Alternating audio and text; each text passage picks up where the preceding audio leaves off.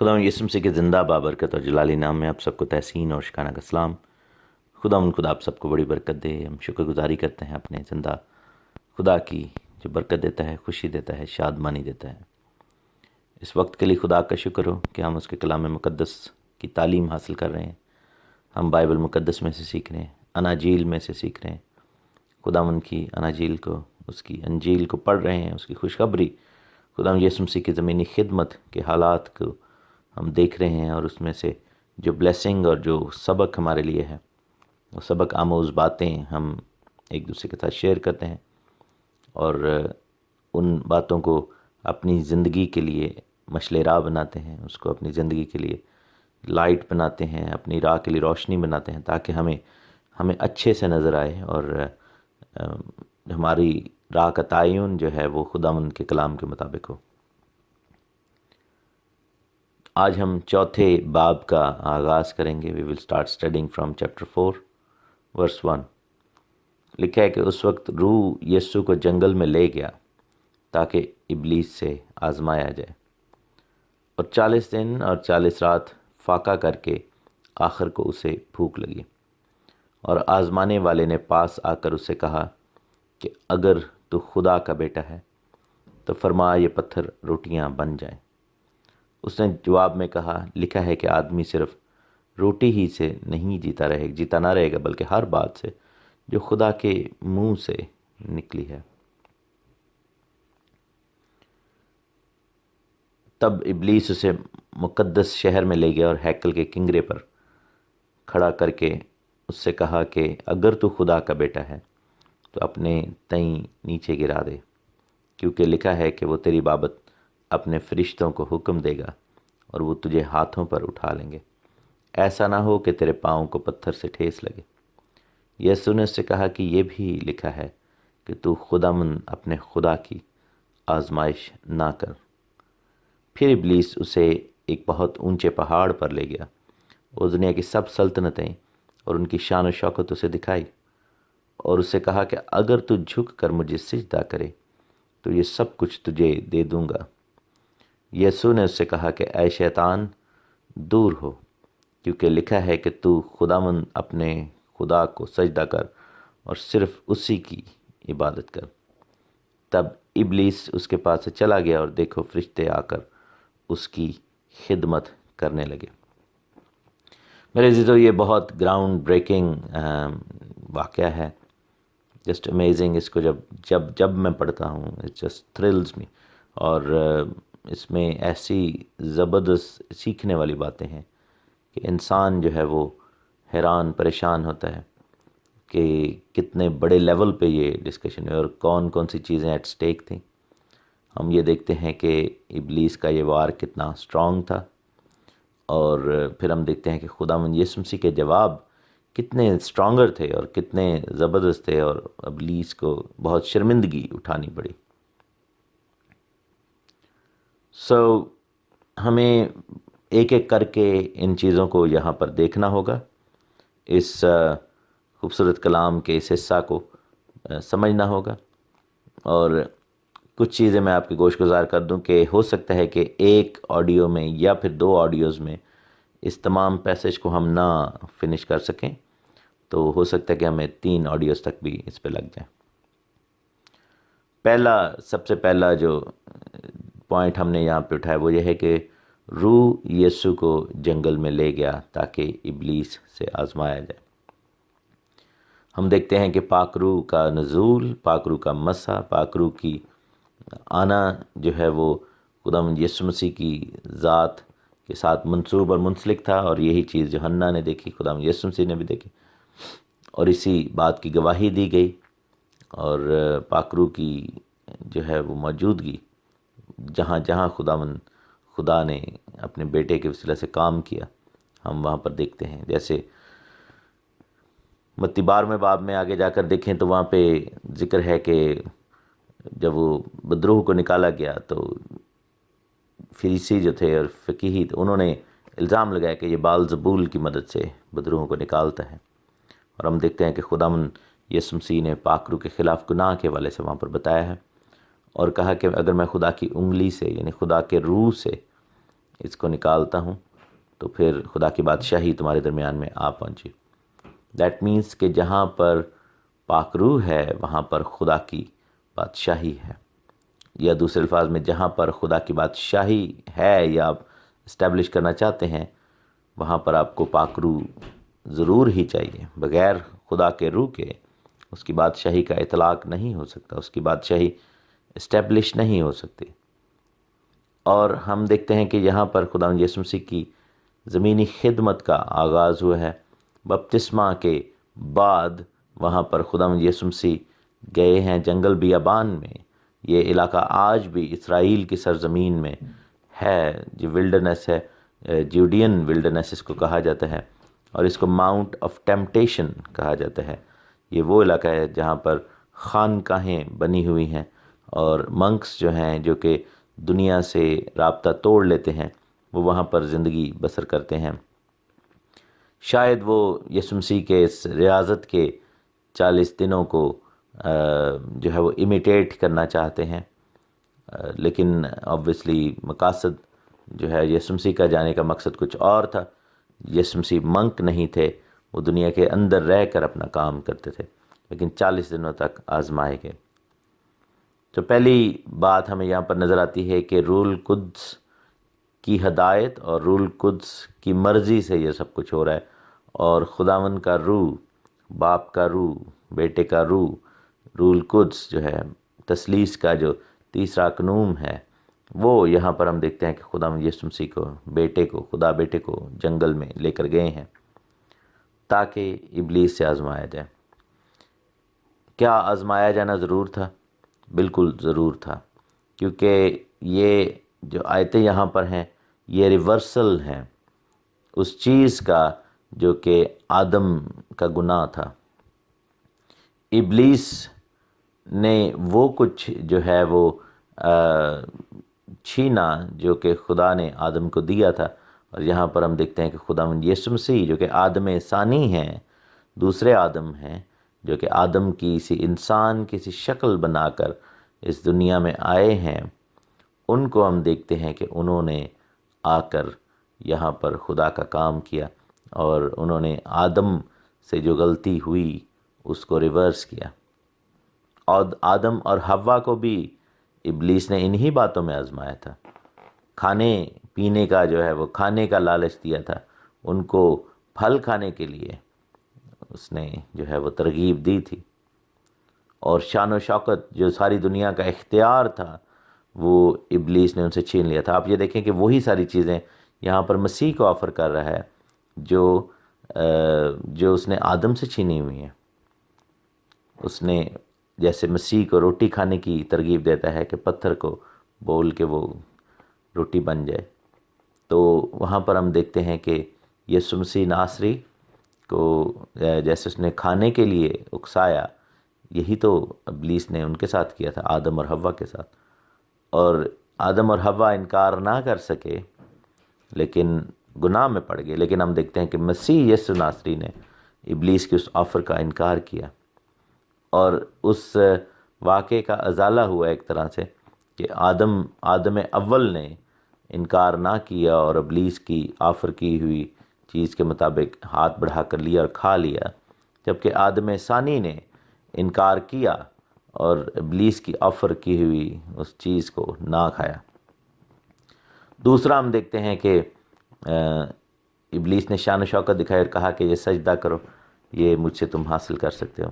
وہ سب زمین کی جو قدرتیں، قوتیں اور اختیار تھا وہ آدم اول کے پاس تھا، اور ابلیس نے اسے چھین لیا تھا، کیونکہ گناہ میں گرنے کے باعث اس کی بات کو ماننے کے باعث جو ہے وہ وہاں پر ہم دیکھتے ہیں کہ اپنا سارا اختیار اور شان و شوکت جو کہ خدا نے آدم کو دی تھی، یہ کہتے ہوئے کہ ساری کائنات کا اختیار تمہیں دیا جاتا ہے، سب چیزوں کو معمور اور محکوم کرو، تو وہ ابلیس کے ہاتھ میں چلا گیا۔ ابلیس جہاں پر یسوع مسیح کو شارٹ کٹ سجیسٹ کر رہا ہے، اور ہم دیکھتے ہیں کہ یسوع مسیح نے وہ سب کچھ واپس تو لینا ہے اختیار، لیکن جان دے کر۔ اس وقت تک ابلیس کو معلوم نہیں تھا کہ یہ قربان ہونے کے لیے آیا ہے، کیونکہ یہاں پر ہم دیکھتے ہیں کہ ورنہ ابلیس کبھی اس کو مرنے نہ دیتا۔ تو ابلیس نے اپنی طرف، اس کو یہ پتہ تھا کہ یہ مجھے اختیار واپس لینا چاہتا ہے، یا اس کا رول جو ہے یہ خدا کا بیٹا ہے، تو وہ یہی ہے کہ آدم کی وہ ساری چیز کو ریسٹور کیا جائے۔ تو ابلیس نے ایک شارٹ کٹ آفر کیا، اور وہ شارٹ کٹ کیا تھا کہ تو مجھے سجدہ کر۔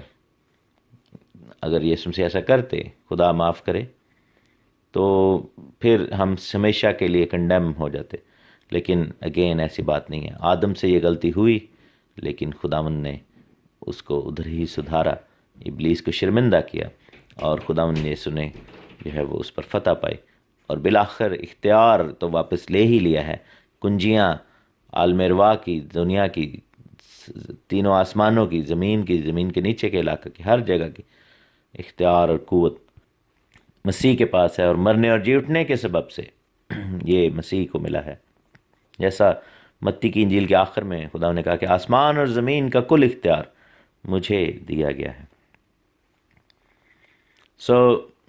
پہلی بات جو ہم نے سیکھی کہ روح خداوند کو لے کر گیا ہے آزمانے کے لیے۔ پاک روح کئی دفعہ ہمیں آزماتا ہے یا آزمانے کے لیے پیش کرتا ہے، اور ابلیس سے اس ٹائم پہ آزمایا گیا۔ خداوند یسوع مسیح کا آزمایا جانا ضرور تھا، کیونکہ آدم اول بھی آزمایا گیا، اور آدم ثانی جو ہے اس کا بھی آزمایا جانا ضرور تھا۔ تیسرا ہم دیکھتے ہیں کہ 40 دن اور 40 رات فاقہ کر کے آخر اسے بھوک لگی۔ یہاں پر 40 روزے نہیں رکھے گئے میرے عزیزو، یہ لینٹ کی سٹوری نہیں ہے میرے عزیزو۔ اس چیز کو سمجھنے کی ہمیں کوشش کرنی چاہیے۔ لینٹ کا بائبل سے کوئی تعلق نہیں ہے۔ لینٹ جو ہے ایک پرانی رومی بابلی رسم تھی، جو کہ کیتھولک جو ہمارے کلیسیا ہے انہوں نے اس کو مسیح کے ان روزوں سے جوڑ کر جو ہے وہ کلیسیا میں انٹروڈیوس کروا دی۔ لیکن ہم یہاں پر دیکھیں مسیح کے روزہ کو اور لینٹ کو، تو کمپیئر کرتے وقت ساری چیزیں عیاں ہوتی ہیں، کلیئر ہوتی ہیں۔ مسیح کا روزہ ایک روزہ ہے، 40 روزے نہیں ہیں۔ مسیح نے 40 روزے نہیں رکھے، یسوع مسیح نے ایک روزہ رکھا جو کہ 40 دن پر مبنی تھا، جبکہ لینٹ میں ہم دیکھتے ہیں کہ 40 علیحدہ علیحدہ روزے رکھے جاتے ہیں، 40 دنوں کا ماتم ہے۔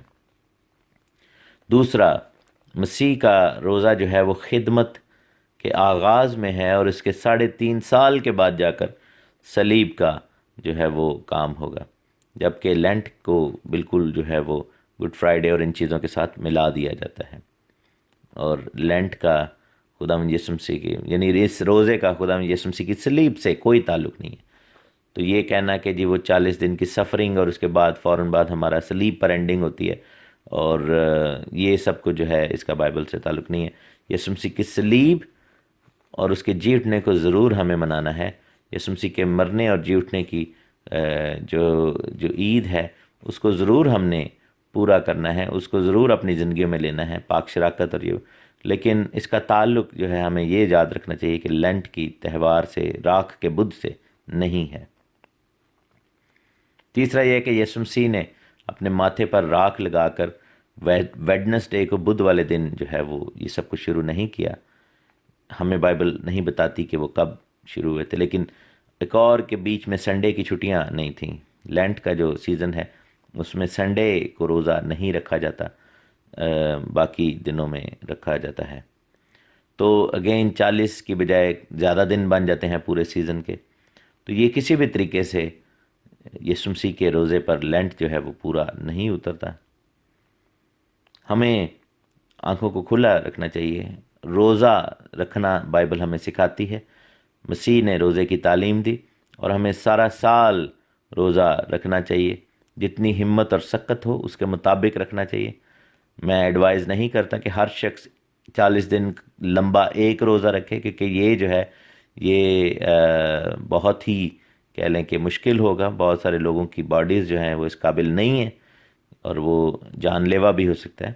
آپ آہستہ آہستہ اپنی سکت کو بڑھائیں، آہستہ آہستہ اپنی پوٹینشیل کو، اپنے اسٹیمنا کو بڑھائیں۔ 1 دن کا روزہ رکھیں، پھر 2 دن کا، پھر 3 دن کا، لیکن سال میں جب چاہیں آپ روزہ رکھ سکتے ہیں۔ تاکیداً اگر آپ مجھ سے پوچھیں تو مہینے میں ایٹ لیسٹ 2 یا 3 دفعہ ضرور روزہ رکھیں۔ ایوری 15 ڈیز رکھ سکتے ہیں، ایوری ویک ایک دن کا روزہ رکھ سکتے ہیں۔ یہ روزہ جو ہے وہ روح کی کلینزنگ ہے اور آپ کو برکت دے گا، آپ کی روحانی زندگی کو آگے بڑھائے گا۔ ہم میرے عزیزو اس چیز کو آگے بڑھ کر دیکھتے چلے جائیں گے اور کلام مقدس کی باتوں کو سیکھتے چلے جائیں گے۔ گاڈ بلیس یو آل، آمین۔ خدا یسوع مسیح کے زندہ بابرکت اور جلالی نام میں آپ سب کو تحسین اور شکانہ کا سلام۔ خدا آپ سب کو بڑی برکت دے۔ ہم اناجیل مقدس کی سٹڈی کر رہے ہیں، یسوع مسیح کی خوشخبری اناجیل، اور اس کے اندر جو چھپا ہڈن میسج ہے اس کو ہم دیکھ رہے ہیں۔ ہم چوتھے باب کے اندر ان آیات کا مطالعہ کر رہے ہیں جس میں خدا یسوع مسیح کو آزمایا گیا۔ ہم نے اس کے پہلے حصے میں، تعارفی حصے میں دیکھا کہ آزمائش کا آنا کیوں ضروری تھا، اور یسوع مسیح ناصری جو ہیں وہ ان کو کیوں آزمایا گیا۔ آج ہم اس کے دوسرے اور پھر ہو سکتا ہے تیسرے حصے میں دیکھیں کہ ان آزمائشوں کو ایک ایک کر کے دیکھیں گے اور ان کے پیچھے چھپی ہوئی جو باتیں ہیں، ان کے لیے ان کے اندر جو میسج ہے اس کو کھنگالنے کی کوشش کریں گے۔ دوبارہ پڑھوں گا آیات کو، میتھیو چیپٹر 4 ورس 1 سے۔ اس وقت روح یسوع کو جنگل میں لے گیا تاکہ ابلیس سے آزمایا جائے۔ 40 دن اور 40 رات فاقہ کر کے آخر کار اس کو بھوک لگی۔ یہاں پر جو چیز ہم دیکھتے ہیں کہ خداوند نے فاقہ کیا ہے، ایک ہی روزہ رکھا ہے، جیسا کہ ہم نے پچھلے آڈیو میں بھی دیکھا۔ نیکسٹ چیز ہے، لکھا کہ آزمانے والے نے پاس آ کر اس سے کہا کہ اگر تو خدا کا بیٹا ہے تو فرمایا یہ پتھر روٹیاں بن جائیں۔ پھر چھٹی آیت میں ہم دیکھتے ہیں اس نے کہا کہ اگر تو خدا کا بیٹا ہے۔ اب ایک چیز میرے عزیزو سمجھنے کی بڑی ضرورت ہے، غور کرنے کی بڑی ضرورت ہے کہ چیپٹر 3 کے اینڈ میں ہم نے یسوع مسیح کے بپتسمہ کا واقعہ دیکھا تھا۔ چیپٹر 3 کے آخر میں خدا یسوع مسیح نے جو بپتسمہ لیا ہے اس کے بارے میں جو گواہی ہوئی اس کو ہم نے دیکھا، اور میرے عزیزو وہاں پر گواہی کسی اور نے نہیں دی بلکہ خود خدا باپ نے گواہی دی۔ آسمان پر سے یہ آواز آئی کہ یہ میرا پیارا بیٹا ہے جس سے میں خوش ہوں، اس کی سنو۔ یہ میرا پیارا بیٹا ہے جس سے میں خوش ہوں۔ اور ہم دیکھتے ہیں کہ یہی چیز جو ہے وہ ابلیس نے نیکسٹ ایونٹ میں لکھا ہے کہ روح القدس یسوع مسیح کو جنگل میں لے گیا تاکہ آزمایا جائے، بیابان میں لے گیا، ولڈرنس میں لے گیا۔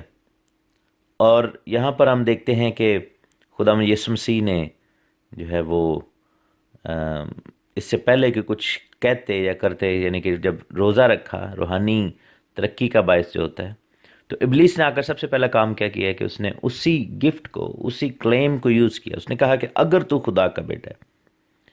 میرے عزیزو یہ سمجھنا بڑا ضروری ہے کہ جو گفٹ ہمیں بادشاہی میں ملتے ہیں، جو نعمت ہمیں بادشاہی کے لیے ملتی ہے، وہ نعمت خدا کا روح ہمیں دیتا ہے، پاک روح دیتا ہے، خدا خود دیتا ہے۔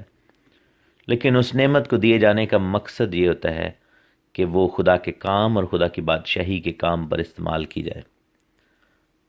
ابلیس اس عمل کو نہیں روک سکتا کہ آپ کو نعمت نہ ملے یا ملے، کیونکہ جب آپ خداوند کے ساتھ اپرائٹ چلیں گے، جب آپ خداوند کے ساتھ ریاضت میں بیٹھیں گے، جب آپ اپنے بدن ایسی قربانی ہونے کے لیے دے دیں گے، جب آپ اپنی زندگی خداوند کے قدموں پر نچھاور کریں گے اور اس کے کام کے لیے خرچ ہوں گے، تو خداوند کا روح آپ کو نعمتوں سے اور برکتوں سے مالا مال کرے گا۔ تو ابلیس اس چیز کو نہیں روک سکتا۔ لیکن پھر ابلیس کیا کرتا ہے، شیطان کا ہتھ کنڈا کیا ہے کہ وہ پھر اسی نعمت کو جو خدا نے آپ کو دی کہ خدا کا جلال ظاہر ہو، اس کو پھر آپ سے مس یوز کروانے کی کوشش کرے گا، اس چیز کو پھر اپنے مقاصد کے لیے یوز کرنے کی کوشش کرے گا، کیونکہ بائبل میں لکھا ہے کہ وہ چوری کرنے آتا ہے، ڈاکہ ڈالنے اور مار ڈالنے کے لیے آتا ہے، اور وہ جو چیزیں جو خدا کی بادشاہی کے کام کے لیے خدا نے ہمیں دے دیں، وہی پھر ابلیس چاہتا ہے کہ ہم اس کے کام کے لیے اس کی ذات پر استعمال کریں، اور وہ انہی نعمتوں کو پھر مس یوز کرواتا ہے۔ اور ایسا بہت زیادہ آپ دیکھیں گے کہ خادموں کی زندگی میں، لوگوں کی زندگی میں ہوگا کہ آغاز اچھا ہو اور اس کے بعد پھر راہ جو ہے وہ بھٹک جاتے ہیں اور دنیا کے طرح طرح کے چیزوں میں پڑ جاتے ہیں۔ ہماری خدمت میں بھی ایسے لوگ آئے، ہمارے منسٹری میں بھی ایسے لوگ آئے جنہوں نے آغاز تو اچھا کیا، لیکن وہی نعمتیں جو کہ ہاتھ رکھنے کے سبب سے ان کو ملی، جو بلیسنگز ملی، وہ مسا جو خادموں سے ٹریول کرتا ہے، جونیئر خادموں پر. اور میں کہہ سکتا ہوں کہ میں نے خود اپنی زندگی میں دیکھا کہ کئی جگہوں پہ مسا ٹریول کیا جو کہ خدا نے مجھے دیا، لیکن پھر کیا ہوا کہ ایونچولی لوگوں نے اپنی نعمتوں کا غلط استعمال شروع کر دیا. لیکن اس کا پھر یہ طریقہ کار ہوتا ہے کہ جب وہ استعمال غلط ہوتا ہے اور وہ نعمتیں جو ہے وہ جلال خدا کو نہیں دینا شروع ہوتی ہیں، ان اشخاص کو دینے لگ جاتی ہیں، تو پھر وہ خداوند ان کو علیحدہ کر دیتا ہے. یہاں پر ہم دیکھتے ہیں کہ خداوند یسوع مسیح نے ایسا نہیں کیا. ابلیس نے وہی نعمت، وہی برکت جو ہے وہ جو کہ خدا نے جاری کی کہ یہ میرا پیارا بیٹا ہے جس سے میں خوش ہوں. تو ابلیس کے پہلے الفاظ ہی یہی تھے کہ اگر تو خدا کا بیٹا ہے. پھر آگے جا کے پھر کہتے کہ اگر تو خدا کا بیٹا ہے، مینز کہ وہ یسوع مسیح کو اکسا رہا ہے کہ وہ اس دعوے کو ثابت کرے جو باپ نے یسوع مسیح کے بارے میں کیا کہ یہ میرا پیارا بیٹا ہے. ایک نیچرل تھاٹ پروسیس تو یہی ہے کہ اس نے خدا یسوع مسیح اگر انسانی سطح پر آ کے سوچیں تو ایک عام انسان کے ذہن میں یہی آئے گا کہ ہاں بالکل میرے باپ نے دعویٰ کیا ہے، اب میں کر کے دکھاؤں گا کہ ہاں جی میں بیٹا ہوں واقعی اور میں یہ سب کچھ کروں گا. لیکن بائبل یہ بتاتی ہے کہ بیٹا تابعدار تھا باپ کا، اور اس نے اس نعمت کا غلط استعمال نہیں کیا. اس نے اپنے آپ کو گلوریفائی نہیں کیا بلکہ خداوند باپ کو گلوریفائی کیا. کیونکہ یہاں پر کیا ہے کہ ابلیس کیا چاہتا ہے کہ خداوند یسوع مسیح اپنے آپ کو گلوریفائی کرے، یعنی کہ باپ نے جب اسے گلوریفائی کر دیا تو مسیح کو کیا ضرورت ہے کہ اپنے آپ کو گلوریفائی. اس نے یہی کہا تھا نا یوحنا کی انجیل میں، اس نے کہا تھا کہ میری بڑائی میں نہیں کرتا بلکہ باپ چاہتا ہے کہ میری بڑائی ہو. باپ چاہتا ہے کہ بیٹے کو جلال ملے، باپ چاہتا ہے کہ بیٹے کے اندر زندگی ہو اور بیٹا عزت پائے، اور باپ یہ بھی چاہتا ہے کہ ساری کی ساری کلیسیا ہر چیز میں یسوع مسیح ناصری کو جلال دے، بیٹے کو جلال دے. لیکن یہاں پر ابلیس کیا چاہ رہا ہے کہ بیٹا اپنا جلال ظاہر کرے، اور جب باپ نے اناؤنس کیا تو وہ کہہ رہا ہے کہ اب تو بھی اپنا جلال ظاہر کرو. یسوع مسیح نے جواباً ایسا نہیں کیا. میرے عزیزو، جو کچھ بھی ہمارے پاس ہے اس سے خدا کو جس نے وہ دیا ہے اس کو جلال ملنا چاہیے، نہ کہ ہمیں. اور موسیٰ سے یہی غلطی ہوئی تھی کیونکہ خداوند نے اس کو یہ نہیں کہا تھا کہ بہت سارے لوگ اس غلط فہمی کا شکار ہیں کہ موسیٰ کو خداوند نے کہا تھا کہ چٹان پہ مار، تو اس نے ایک نہیں 2 دفعہ مار دیا. میرے عزیزو، یہ واقعہ 2 دفعہ ہوا ہے. پہلی دفعہ واقعی خداوند نے کہا تھا کہ چٹان پہ مار، اور وہ موسیٰ نے مارا تھا. دوسری دفعہ خداوند نے کہا تھا کہ چٹان سے کہہ، یعنی کہ موسیٰ کو یہ حکم تھا کہ چٹان کو حکم دیتا کہ میں تجھے یسوع مسیح ناصری کے نام میں حکم دیتا ہوں، یا تجھے خداوند خدا کے نام میں حکم دیتا ہوں کہ تو پانی کو جاری کر. اور وہاں پر دیکھتے ہیں کہ موسیٰ نے لکھا ہے کہ لوگوں کے سامنے چل کے جا رہا تھا اور لوگ اس کو دیکھ رہے تھے. بڑا کروشل مومنٹ تھا. وہاں پر موسیٰ کی لیڈرشپ داو پہ لگی ہوئی تھی کیونکہ بہت بڑی لڑائی ہو گئی تھی اسرائیلیوں کے درمیان میں پانی کو لے کر اور سب چیزوں کو لے کر. اور پھر کیا ہوتا ہے کہ موسیٰ غصے میں آ جاتے ہیں اور وہ دکھانا چاہتے ہیں لوگوں کو کہ میں بھی لیڈر ہوں، اور انہوں نے اس عصا کو لے کر چٹان پر مارا. اور جب پہلی دفعہ مارا پانی نہ نکلا، انہوں نے غصے میں پھر دوبارہ مارا، اور خداوند اپنے بندوں کی پھر بھی عزت رکھتا ہے اور پانی نکل پڑا وہاں سے. لیکن خداوند نے اس بات کی سزا موسیٰ کو یہ دی. خداوند نے کہا تھا کہ اب تو وعدہ کی زمین میں داخل نہیں ہوگا کیونکہ تو نے باپ کا جلال نہیں، خدا کا جلال نہیں، بلکہ اپنی اس لاٹھی کا، اپنی اس اختیار کا، اپنی اس قوت کا جلال جو ہے وہ دکھانے کی کوشش کی. اسی لیے خداوند یسوع مسیح آدم سے بھی بڑے ہیں، موسیٰ سے بھی بڑے ہیں، ابراہیم سے بھی بڑے ہیں، ہر ایک سے بڑا رتبہ ہے ان کا. اور یہاں پر ہم دیکھتے ہیں کہ جلال کیسے ظاہر ہوتا ہے کہ خداوند یسوع مسیح نے اس بات کو اڑا دیا جو اس نے کہا، بلکہ خداوند نے کلام مقدس میں سے اس کا جواب دیا. میرے عزیزو، یہ آزمائش ایک اور چیز کی طرف بھی اشارہ کرتی ہے، جیسا میں نے پہلے بھی بتایا کہ آدم کی ریسٹوریشن کی بات ہو رہی ہے، کیونکہ آدم کو جب گرایا گیا تو اس کا تعلق بھی کھانے کے ساتھ تھا، اور وہاں پر بھی ابلیس نے یہی کیا تھا کہ اس گفٹ کو جو آدم اور حوا کو دیا تھا اس نے جو ہے وہ مس یوز کیا، اور اس نے کہا کہ تم خدا کی مانند بن جاؤ گے، اور یہ جو سارا گفٹ تمہارے حوالے ہے اس کو تم ایک دفعہ مس یوز کر کے دیکھو. اور آدم اس ٹریپ میں آ گیا اور وہاں پر وہ پھل کھا لیا. اس کا تعلق بھی آزمائش کا کھانے کے ساتھ ہی تھا، اور اس آزمائش کا تعلق بھی کھانے ہی کے ساتھ ہے۔ اس نے کہا کہ اگر تو خدا کا بیٹا ہے تو ان پتھروں کو حکم کر کہ وہ روٹیاں بن جائیں۔ یسوع نے جواب میں سے کہا، لکھا ہے کہ آدمی صرف روٹی ہی سے جیتا نہ رہے گا بلکہ ہر بات سے جو خدا کے منہ سے نکلتی ہے۔ یہاں پر خداوند یسوع مسیح نے جو جواب دیا ہے وہ استثناء کی کتاب اس کے 8ویں باب کی 3 آیت میں لکھا ہوا ہے۔ بیسیکلی خداوند نے ابلیس کے ملٹیپل اٹیکس کا یہاں پہ جواب دیا۔ پہلا اٹیک کیا تھا؟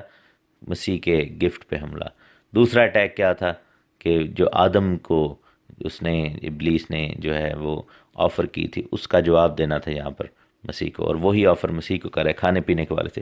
تیسرا اٹیک مسیح کی جو ذاتی کہہ لیں کہ اس مسیح کی ہیوملٹی پہ حملہ ہے، اور وہ اس چیز کو ربن کرنا چاہتا ہے اور چاہتا ہے کہ مسیح جو ہے وہ باپ کے خلاف اپنا جلال ظاہر کرے، لیکن مسیح نے ایسا نہیں کیا اور خداوند نے اس آیت کو کوٹ کیا کہ آدمی صرف روٹی سے نہیں جیتا رہے گا بلکہ ہر اس بات سے جو خدا کے منہ سے نکلتی ہے۔ یہاں پر ہم دیکھتے ہیں کہ مسیح کے کہنے کا مطلب یہ ہے کہ روح تو مستعد ہے لیکن جسم کمزور ہے، اور جسم کی خواہش جو ہے اس کو ہمیشہ سیکنڈری درجہ ملنا چاہیے۔ ابلیس نے جسم کی خواہش کو بھی یہاں پر چیلنج کیا ہے۔ خداوند یسوع مسیح چونکہ بدنی حالت میں ہیں، کامل انسان کے طور پر بھی یہاں پر کھڑے ہیں، تو اس نے مسیح کی انسانی ضرورت کو چیلنج کیا، اور لکھا ہے کہ 40 دن 40 رات فاقہ کر کے جب اس کو بھوک لگی، بھوک کی شدت کا عالم ہے، لیکن میں یہ دیکھتا ہوں کہ مسیح نے اس چیز پر اوورکم ہوئے اور انہوں نے اس چیز پر غلبہ پایا۔ ابلیس کی خواہش تھی کہ مسیح کو گرائے، لیکن خداوند چاہتا ہے کہ ہم اس بات کو یاد رکھیں کہ جسم کی خواہش جسم کی کمیاں کمزوریاں خدا کا روح پورا کرے گا اگر ہم روح میں چلیں گے۔ ایلیا کے لیے کھانا وہ پرووائڈ کرتا تھا، بنی اسرائیل کو 40 سال بیابان میں کھلایا، اور یہی بات لکھی ہوئی ہے استثناء کی کتاب اس کے 8ویں باب کی 2 آیت میں لکھا ہے کہ تو اس سارے طریق کو یاد رکھنا جس پر ان 40 برسوں میں خداوند تیرے خدا نے تجھ کو اس بیابان میں چلایا، تاکہ وہ تجھ کو عاجز کر کے آزمائے اور تیرے دل کی بابت دریافت کرے گی کہ تو اس کے حکموں کو مانے گا یا نہیں۔ اس نے تجھ کو عاجز کیا بھی اور تجھ کو بھوکا ہونے دیا، اور وہ من جسے نہ تو تیرے باپ دادا جانتے تھے تجھ کو کھلایا، تاکہ تجھ کو سکھائے کہ انسان صرف روٹی ہی سے نہیں جیتا رہتا بلکہ ہر بات سے جو خداوند کے منہ سے نکلتی ہے وہ جیتا رہتا ہے۔ ان 40 برسوں میں نہ تو تیرے تن پر تیرے کپڑے پرانے ہوئے، نہ تیرے پاؤں سوجے، اور تو اپنے دل میں خیال کرنا کہ جس طرح آدمی اپنے بیٹے کو تنبیہ کرتا ہے ویسے ہی خداوند تیرا خدا تجھ کو تنبیہ کرتا ہے، تو خداوند اپنے خدا کی راہوں پر چلنے اور اس کا خوف ماننے کے لیے اس کے حکموں پر عمل کرنا۔ خداوند جو ہے وہ چاہتا ہے کہ ٹوٹل ڈیپینڈنسی خداوند پر ہو، اور خداوند نے کہا بھی کہ میں نے آسمان کو کھول دیا تمہارے لیے، برکت جاری کی، اور میں نے ہی تمہیں آزمائش میں سے گزارا تاکہ تم عاجز اور حلیم ہو جاؤ۔ تو میرے عزیزو، یہاں پر مسیح نے جو جواب دیا ہے ابلیس کی اس آزمائش کا، اس میں فتح مندی کیسے پائی؟ اپنی عاجزی اور حلیمی سے، کیونکہ جب بدن کی خواہش کو اگر آپ دبانا چاہتے ہیں تو عاجزی اور حلیمی یہ بڑی ضروری ہے، وگرنہ کیا ہوگا کہ بدن جو ہے وہ اپنے آپ کو غرور کی حالت میں لے آئے گا اور روح سے اوپر جمپ کرنا شروع کر دے گا، لیکن پاک روح یہی کہتا ہے کہ وہ ہماری روح کے ساتھ مل کر ہمیں عاجز بناتا ہے، حلیم بناتا ہے، اور فروتنی سے پہلے حلیمی ہے۔ اور خداوند نے یہی بتایا کہ بیابان میں 40 سال تک تم روٹی کھاتے رہے، تو تم اس چیز کی فکر کیوں کرتے ہو کہ کیا کھائیں گے کیا پئیں گے؟ کیونکہ خداوند نے یہ عہد کیا ہے کہ انسان صرف روٹی سے نہیں جیتا رہے گا بلکہ ہر اس بات سے جو خدا کے منہ سے نکلتی ہے۔ اصل زندگی وہی ہے۔ خداوند آپ سب کو بڑی برکت دے، آمین۔ خداوند یسوع مسیح کے زندہ بابرکت اور جلالی نام میں آپ سب کو تحسین اور شکانہ کا سلام۔ خداوند خدا آپ سب کو بڑی برکت دے۔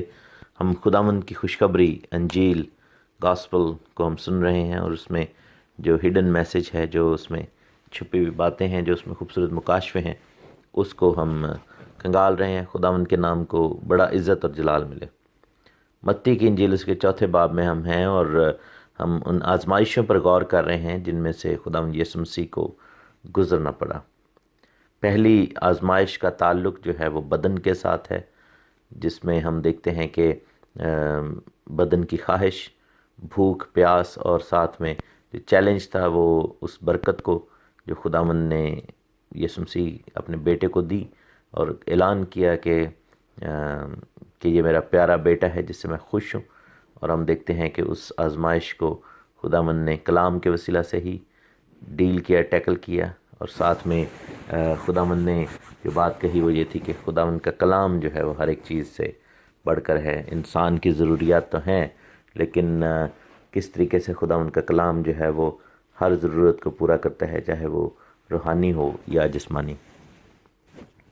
5ویں آیت سے ہم پڑھیں گے آج۔ لکھا ہے کہ تب ابلیس اسے مقدس شہر میں لے گیا، یعنی کہ ہیکل میں، اور ہیکل کے کنگرے پر کھڑا کر کے اس سے کہا کہ اگر تو خدا کا بیٹا ہے تو اپنے تئیں نیچے گرا دے، کیونکہ لکھا ہے کہ وہ تیری بابت اپنے فرشتوں کو حکم دے گا اور وہ تجھے ہاتھوں پر اٹھا لیں گے، ایسا نہ ہو کہ تیرے پاؤں کو پتھر سے ٹھیس لگے۔ یسوع نے اس سے کہا کہ یہ بھی لکھا ہے کہ تو خداوند اپنے خدا کی آزمائش نہ کر۔ اب یہاں پر ہم دیکھتے ہیں کہ ایسٹرو ٹریول ہوا ہے، اور 2-3 چیزیں ہمیں نظر آ رہی ہیں۔ ایک یہ ہے کہ ابلیس کی ایک اپنی قوت بھی ہے، اور آپ یہ دیکھیں کہ جو ولڈرنس آف ٹیمپٹیشن ہے، جب ہم اسرائیل کے ملک میں جائیں تو وہاں پر وہ پہاڑیاں ہیں جو کہ جیریکو سے تھوڑا سا آگے ہیں، ڈیڈ سی کے پاس، تو وہاں سے یروشلم کا فاصلہ کافی زیادہ ہے، کچھ فیو مائلز، یعنی کہ اس کو اگر آپ بس پر یا گاڑی پر کرنے کی کوشش کریں تو ایٹ لیسٹ 1.5 لگ جاتا ہے۔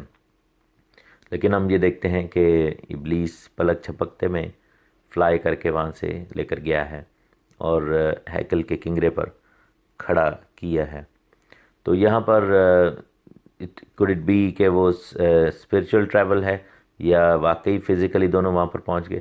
لیکن ایک چیز نظر آتی ہے کہ جو اسپرچول ریلم ہے اس میں اس طرح کا ٹریول جو ہے دیٹس اے کامن تھنگ، اور اسپرچول ریلم میں آپ کو پلک جھپکتے میں ایسے فاصلے آپ طے کر سکتے ہیں جو کہ شاید فزیکل ریلم میں کرنے میں آپ کو چند منٹ، چند گھنٹے، چند دن لگ جائیں۔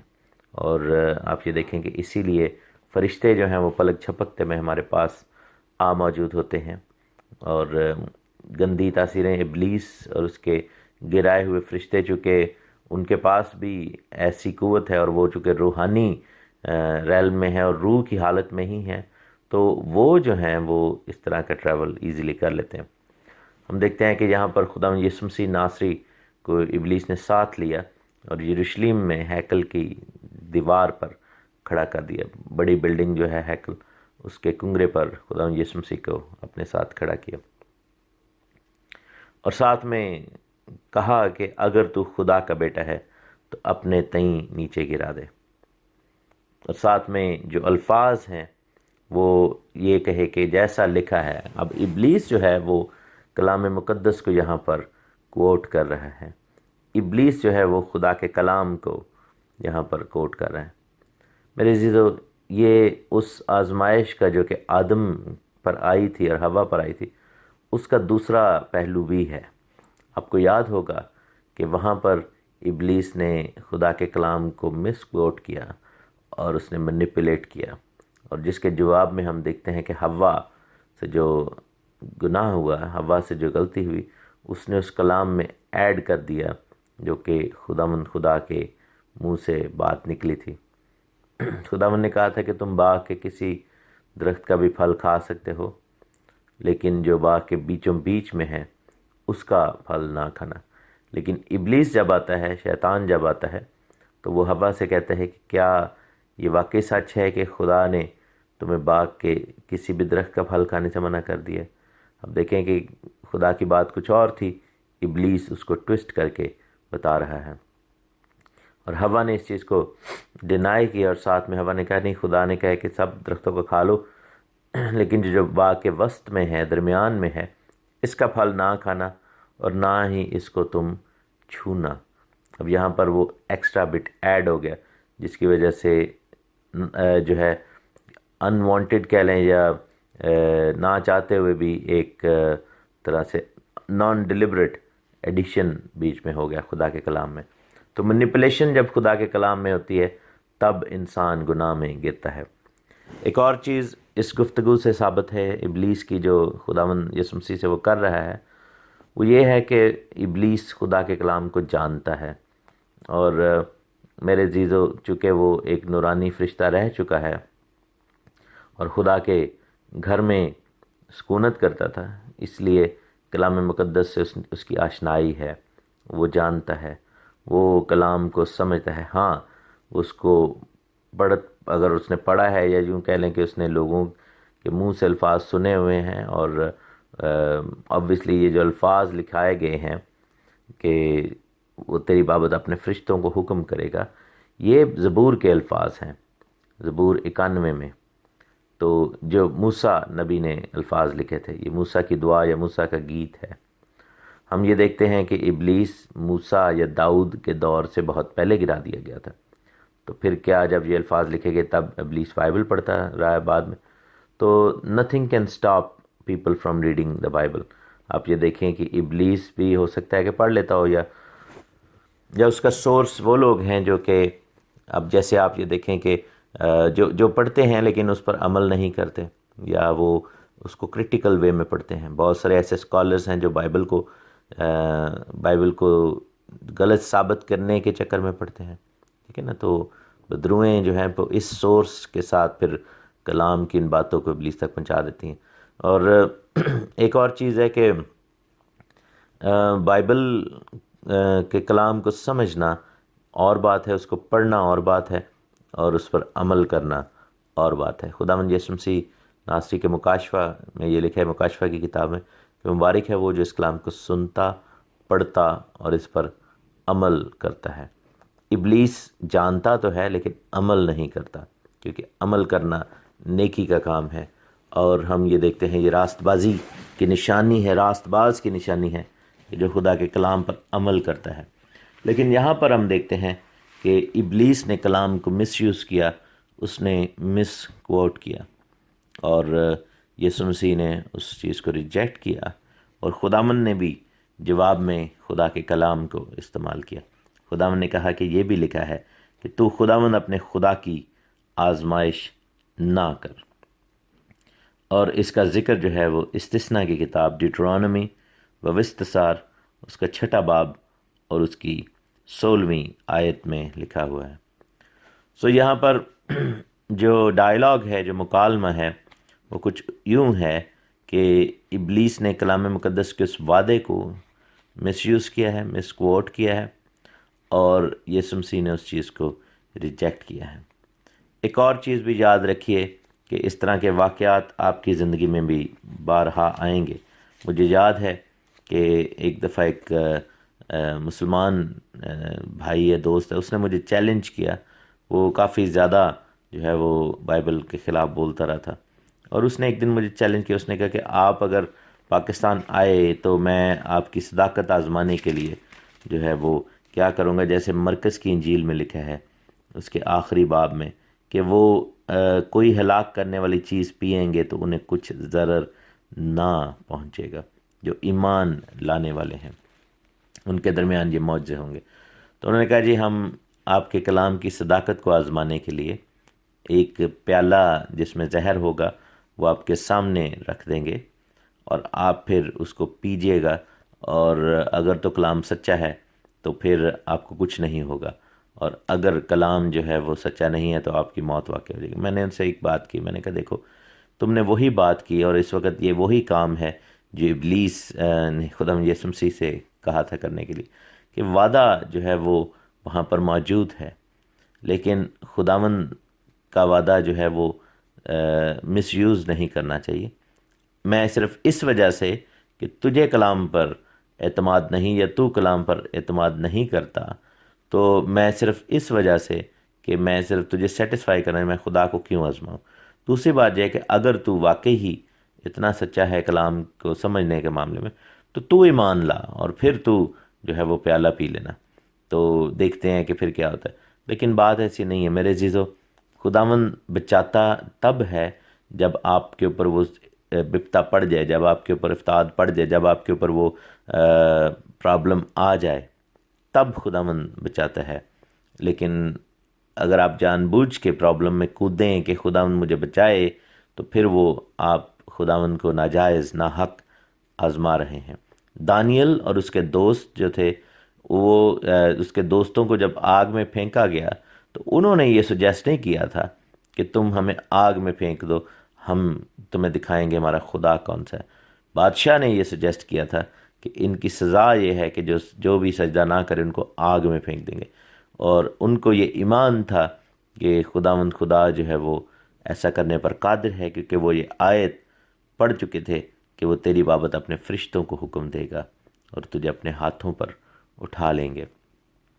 تو میرے عزیزو، ہم خدا کو، اس کی بخشش کو، اس کے وعدے کو ہم ناجائز استعمال نہیں کر سکتے۔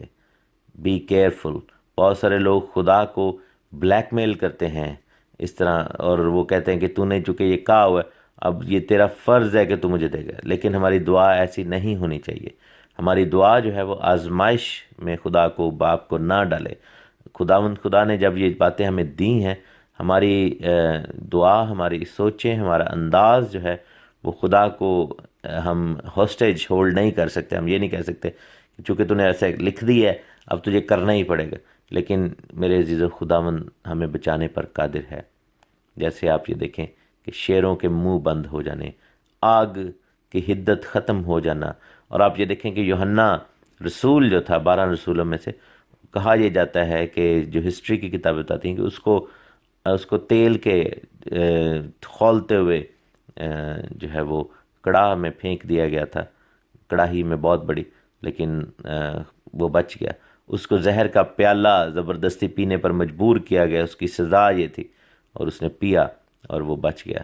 لیکن وہاں پر خدا کو چیلنج نہیں کیا جا رہا تھا، وہ اس کی سزا یہ تجویز کی گئی تھی۔ اور اگر ہم بھی کبھی اس طرح کی سچویشن میں پڑے اور یہ خدا کی مرضی ہوئی کہ ہم شہید نہ ہوں اس وقت اور آگے بڑھیں اور ہماری زندگی سے گواہی بنے، تو ہمارے لیے ایسا ممکن خدا ضرور کرے گا۔ ابلیس نے یہاں پر کیا کیا ہے کہ خداوند یسوع مسیح کی جو ہے وہ مائنڈ کو اٹیک کرنے کی کوشش کی ہے۔ یہ سول پر اٹیک ہے۔ پہلا اٹیک باڈی پر تھا، یہ سول کے اوپر ہے۔ یہ سولش ڈیزائر ہے انسان کی کہ میں جو ہے وہ میں یہ کر کے دیکھوں، میں یہ کر کے دکھاؤں، اور انسان جو ہے وہ شیخی بازی میں آ جاتا ہے۔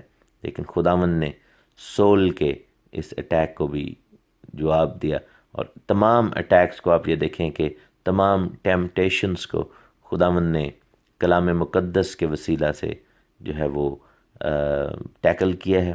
ہمارے پاس بھی یہ زندہ کلام ہے۔ جب بھی کبھی آپ آزمائش میں پڑیں، آپ سے گزارش ہے کہ خداوند کے زندہ اور مقدس اور جلالی کلام کو استعمال کریں، اور پھر کیا ہوگا کہ آپ کی زندگی میں برکت آئے گی اور آپ ابلیس پر فتح پا جائیں گے۔ خداوند آپ سب کو بڑی برکت دے، آمین۔ خدا یسوع مسیح کے زندہ بابرکت اور جلالی نام میں آپ سب کو تحسین اور شکانہ کا اسلام۔ خداوند خدا آپ سب کو بڑی برکت دے۔ خداوند کی انجیل، خداوند کی مقدس باتیں، خداوند کی زندگی کے احوال اور خوشخبری کا یہ کلام آپ کی خدمت میں پیش کیا جا رہا ہے۔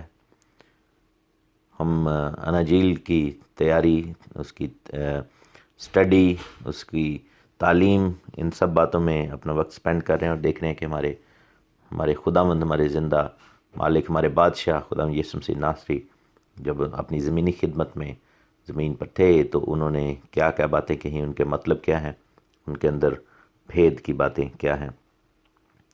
متی کی انجیل 4 باب میں ہم موجود ہیں اس وقت، اور اس آزمائش کے چیپٹر کے اس حصہ میں ہیں جس میں خداوند یسوع مسیح کی آزمائش کا ذکر ہے، اور ساتھ میں اس چیز کا ذکر ہے کہ کن کن باتوں میں آزمایا گیا۔ پہلی آزمائش ہم نے دیکھی کہ وہ بدن کے ساتھ تعلق ہے، اور بھوک کے ساتھ تعلق ہے، بدن کی خواہش کے ساتھ تعلق ہے۔ دوسری آزمائش کا تعلق سوچ کے ساتھ ہے، اور ہم دیکھتے ہیں کہ روح کے جان کے ساتھ ہے، جس میں ہمارا پرائیڈ، ہمارا ایموشنز، ہمارے تھاٹ پروسیس جو ہے وہ لنکڈ ہے، اور یہ جان کی آزمائش ہے کہ ہم جو ہے اپنی بڑائی چاہتے ہوں گے۔ اور تیسری آزمائش کا تعلق روح کے ساتھ ہے، اور ہم دیکھتے ہیں کہ روح جو ہے وہ جب آدم نے گناہ کیا اور اس نے ابلیس کی بات مان لی تو اپنی روح اس کے تابع کر دی۔ تو تیسری آزمائش کا تعلق ڈائریکٹ روح کے ساتھ ہے۔ آئیے اس میں دیکھتے ہیں 8ویں آیت سے، آج میں پڑھوں گا 4 باب کی۔ پھر ابلیس اسے ایک بہت اونچے پہاڑ پر لے گیا اور دنیا کی سب سلطنتیں اور ان کی شان و شوکت اسے دکھائی، اور اس سے کہا کہ اگر تو جھک کر مجھے سجدہ کرے تو یہ سب کچھ تجھے دے دوں گا۔ ایک اور انجیل میں جب ہم پڑھیں، لوکا کی انجیل، تو وہاں پر یہ آیت ہے کہ اگر تو مجھے سجدہ کرے یہ سب کچھ تجھے دے دوں گا، کیونکہ یہ سب کچھ میرے سپرد کیا گیا ہے۔ اس کے بارے میں بھی ہم سیکھیں گے۔ یسوع نے اس سے کہا کہ اے شیطان، دور ہو، کیونکہ لکھا ہے کہ تو خداوند اپنے خدا کو سجدہ کر، صرف اسی کی عبادت کر۔ تب ابلیس اس کے پاس سے چلا گیا، اور دیکھو فرشتے آ کر اس کی خدمت کرنے لگے۔ یہاں پر میرے عزیزو ایک بڑی زبردست بات جو ہمیں سیکھنے کو ملتی ہے، وہ یہ ہے کہ پرستش کا تعلق جو ہے وہ روح کے ساتھ ہے۔ سجدہ جو ہے وہ اس کا تعلق، عبادت کا تعلق روح کے ساتھ ہے، ایون دو کہ یہ جو عمل ہے یہ جسمانی ایکٹ یعنی سجدے سے تعلق رکھتا ہے، اور ایموشنل اٹیچمنٹ یعنی جان کا بھی اس میں تعلق ہے۔ روح جو ہے وہ باقی دونوں اقانیم جو ہماری زندگی کے ہیں ان سے وہ جڑی ہوئی ہے، باقی دونوں جو حصے ہیں ان سے ہماری روح جڑی ہوئی ہے۔ یہاں پر بہت ساری چیزیں سیکھنے کو ملیں گی۔ پہلی بات کہ ابلیس جو ہے اس کے پاس یہ سب کچھ کہاں سے آیا؟ سلطنتیں، شان و شوکت، حکومتیں، اختیارات، یہ سب کچھ کہاں سے آیا؟ زمین کے اوپر جو تھا، یہ بیسیکلی میرے عزیزو آدم کو دیا گیا تھا۔ آپ کو پتہ ہوگا کہ جب آدم کو خدا نے پیدا کیا، آدم اور حوا، تو وہاں پر بائبل میں لکھا ہے کہ خدا نے کہا تھا کہ بڑھو، پھلو اور زمین کو معمور اور محکوم کرو۔ اور ہم دیکھتے ہیں کہ خداوند کا جلال آدم کی زندگی میں تھا۔ لیکن ساتھ میں یوحنا کی انجیل میں آیت بھی ہم پڑھتے ہیں کہ جو گناہ کرتا ہے وہ گناہ کا غلام ہے۔ دیٹ مینس کہ جب آپ کسی کی بات مان کر، خدا سے دوری اختیار کر کے اس کے آگے اپنا سر جھکاتے ہیں، اس کی بات کو مان لیتے ہیں، تو اپنا کنٹرول آپ نے اس شخص کے حوالے کر دیا۔ مائنڈ کنٹرول، اسپرٹ کنٹرول جو ہے وہ ابلیس کا ایک بہت بڑا ہتھیار ہے۔ اور وہاں پر ہم دیکھتے ہیں کہ آدم اور حوا نے جب ابلیس کی بات مانی، اس شیطان کی بات مانی، تو وہاں پر کیا ہوتا ہے کہ وہ اپنا اختیار، وہ سب کچھ جو آدم اول کو، پہلے آدم کو دیا گیا تھا، وہ سب کچھ ابلیس کے ہاتھ میں چلا گیا۔ تب سے ابلیس جو ہے وہ تمام چیزیں جن پر آدم کا اختیار تھا ان پر رولنگ کر رہا تھا اور ان پر حاکم تھا۔ جیسے آپ یہ دیکھیں کہ خدا یسوع مسیح ناصری نے ابلیس کے لیے الفاظ یوز کیے، دنیا کا سردار۔ وہ کہتے ہیں کہ دنیا کا سردار آتا ہے میرے بعد اور اس میں میرا کچھ نہیں، اور جو دنیا کا سردار ہے وہ مجرم ٹھہرایا جائے گا۔ پولس رسول نے شیطان کے لیے جو الفاظ استعمال کیے ہیں، اس جہان کے خدا، تاریکی کے حاکم، اور ہوا کی عملداری کا پرنس، اور اس طرح کے الفاظ ہیں، اور کہ وہ اس دنیا کا حاکم ہے، اس دنیا کے اوپر قابض ہے۔ لیکن ہم دیکھتے ہیں کہ یہ سب اختیار جو تھا مسیح کے مرنے اور جی اٹھنے تک ہی تھا۔ اس کے بعد ہم دیکھتے ہیں کہ تمام چیزوں کا اختیار مسیح نے اپنے پاس ریسٹور کر لیا، ریکور کر لیا۔ جو آدم سے چھین لیا گئی تھی چیزیں، دھوکے کے ساتھ ڈاکہ ڈالا گیا تھا، چوری کی گئی تھی، وہ خداوند یسوع مسیح نے، آدم ثانی نے اسپیشلی ان آزمائشوں میں سے گزر کے، زمینی خدمت کے تھرو، اور پھر صلیب، اور ہم دیکھتے ہیں قبر سے جی اٹھنے کے، موت پر فتح کے باعث ہم دیکھتے ہیں کہ وہ تمام چیزیں اپنے ہاتھ اور اختیار میں کر لی۔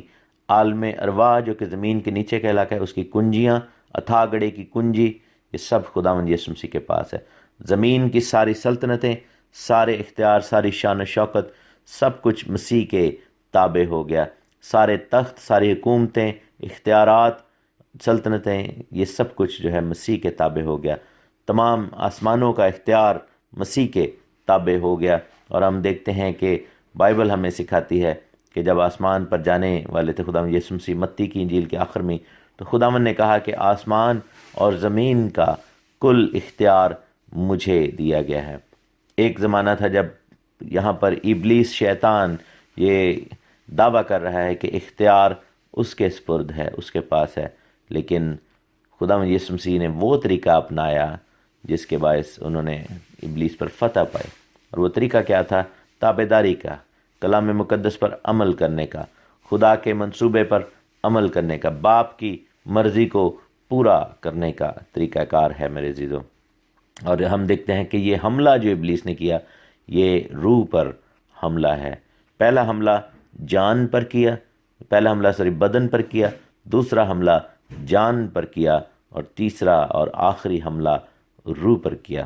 اور اسی طرح ابلیس ہمیں بھی آزماتا ہے میرے عزیزو۔ یہ آزمائش ایک انسانی آزمائش ہے، اور مسیح چونکہ انسانی بدن لے کر آئے، اس آزمائش میں پورے اترے، اور اس آزمائش کو مسیح نے سہا اور اس کو ٹیکل کیا، اور ابلیس کی ساری آزمائش کو خداوند یسوع مسیح نے جو ہے وہ سمجھیں کہ ڈیفیٹ کر دیا، شکست دی، کلام مقدس کے وسیلہ سے، باپ کے منہ کے الفاظ کے وسیلہ سے، پاک روح کی جو ہے وہ حضوری کے وسیلہ سے۔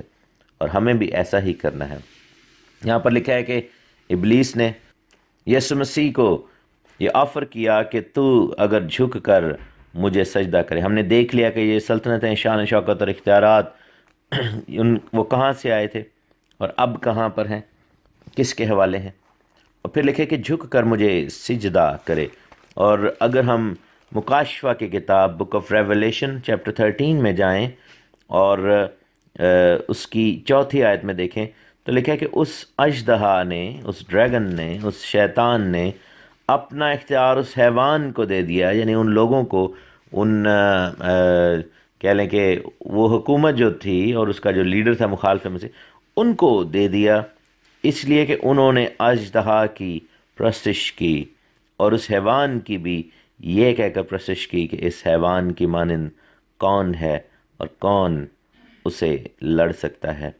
آپ یہ دیکھیں کہ مکاشفہ کی کتاب میں اینڈ پہ پھر ہم دیکھتے ہیں کہ جو کچھ بھی اس کے پاس رہی سے ہی قوت اور اختیار ہے، اور میرے عزیزو یہ جو ہے ان کو دیا گیا ہے جنہوں نے جھک کر اس کی چھاپ لے لی اور اس کو سجدہ کر لیا۔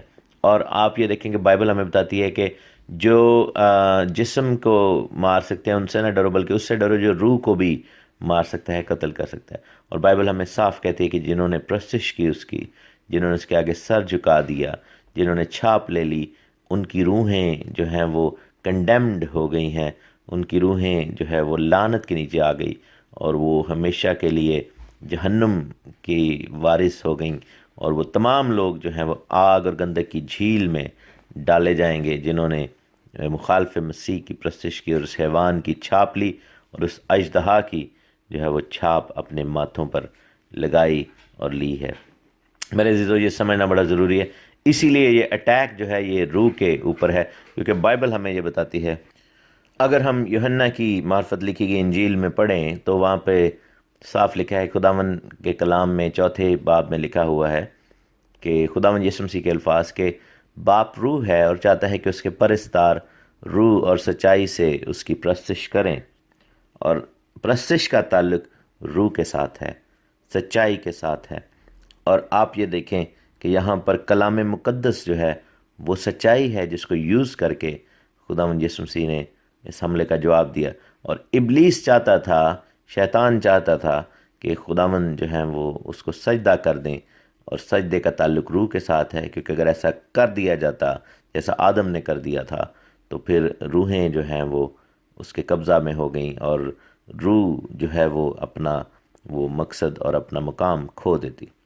لیکن کیونکہ خداوند یسوع مسیح میں زندہ خدا کی روح ہے، اور اس لیے خدا یسوع مسیح نے اس کا جواب دیا اور کہا کہ اے شیطان دور ہو، کیونکہ خداوند یہ چاہتے ہیں کہ ابلیس کا مقابلہ کیا جائے، اور بائبل ہمیں بتاتی ہے کہ ابلیس کا مقابلہ کرو تو وہ تم سے بھاگ جائے گا۔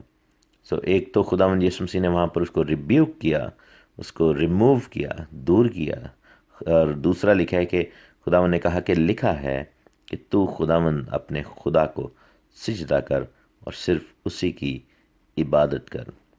یہ ذکر جو ہے وہ استثناء کی کتاب ڈیوٹرانومی ووستسار 6 چیپٹر اور اس کی 13ویں آیت میں ہے۔ واحد ذات جو ہے اگر سجدہ کرنے کے لائق ہے تو وہ خود خداوند کی ذات ہے۔ یہاں پر 2 چیزیں نظر آتی ہیں اس آیت کو جب سامنے رکھتے ہیں، کیونکہ لکھا ہے کہ تو خداوند اپنے خدا کو سجدہ کر اور صرف اسی کی عبادت کر۔ تو مسیح کے الفاظ کے مطابق شیطان جو ہے یا دنیا میں کوئی بھی اینٹی ہو، چاہے وہ انسان ہو، چاہے حیوان ہو، چاہے وہ جانور ہو چاہے وہ کیڑے مکوڑے ہوں، چاہے وہ مچھلیاں ہوں، چاہے وہ ایون بدروئے ہوں، فرشتے ہوں، گرائے ہوئے فرشتے ہوں، سب کے اوپر اگر ایک خدا ہے، سب کے اوپر اگر کوئی اتھارٹی ہے تو وہ خود خدا کی ذات کی اتھارٹی ہے۔ اور خدا جو ہے وہ کسی کے آگے نہیں جھک سکتا، ہر ایک کو ہر گھٹنا اس کے آگے جھکے گا، چاہے وہ شیاطین کا گھٹنا کیوں نہ ہو، وہ بھی اس کے آگے ہی جھکیں گے۔ اور ہم دیکھتے ہیں کہ خداوند یسوع مسیح ناصری نے دوسرے الفاظ میں یہاں پر اپنے خود خدا ہونے کا دعویٰ کیا، اور انہوں نے کہا کہ خداوند اپنے خدا کو سجدہ کر اور صرف اسی کی عبادت کرنے کے، کہ تو خداوند اپنے خدا کو، مینس کہ it's your duty to bow in front of me because I am the Lord God, بجائے اس کے کہ تو مجھے میرے آگے جھکے اور اقرار کر لے، تو مجھے کہتا ہے کہ میں تیرے سامنے جھکوں۔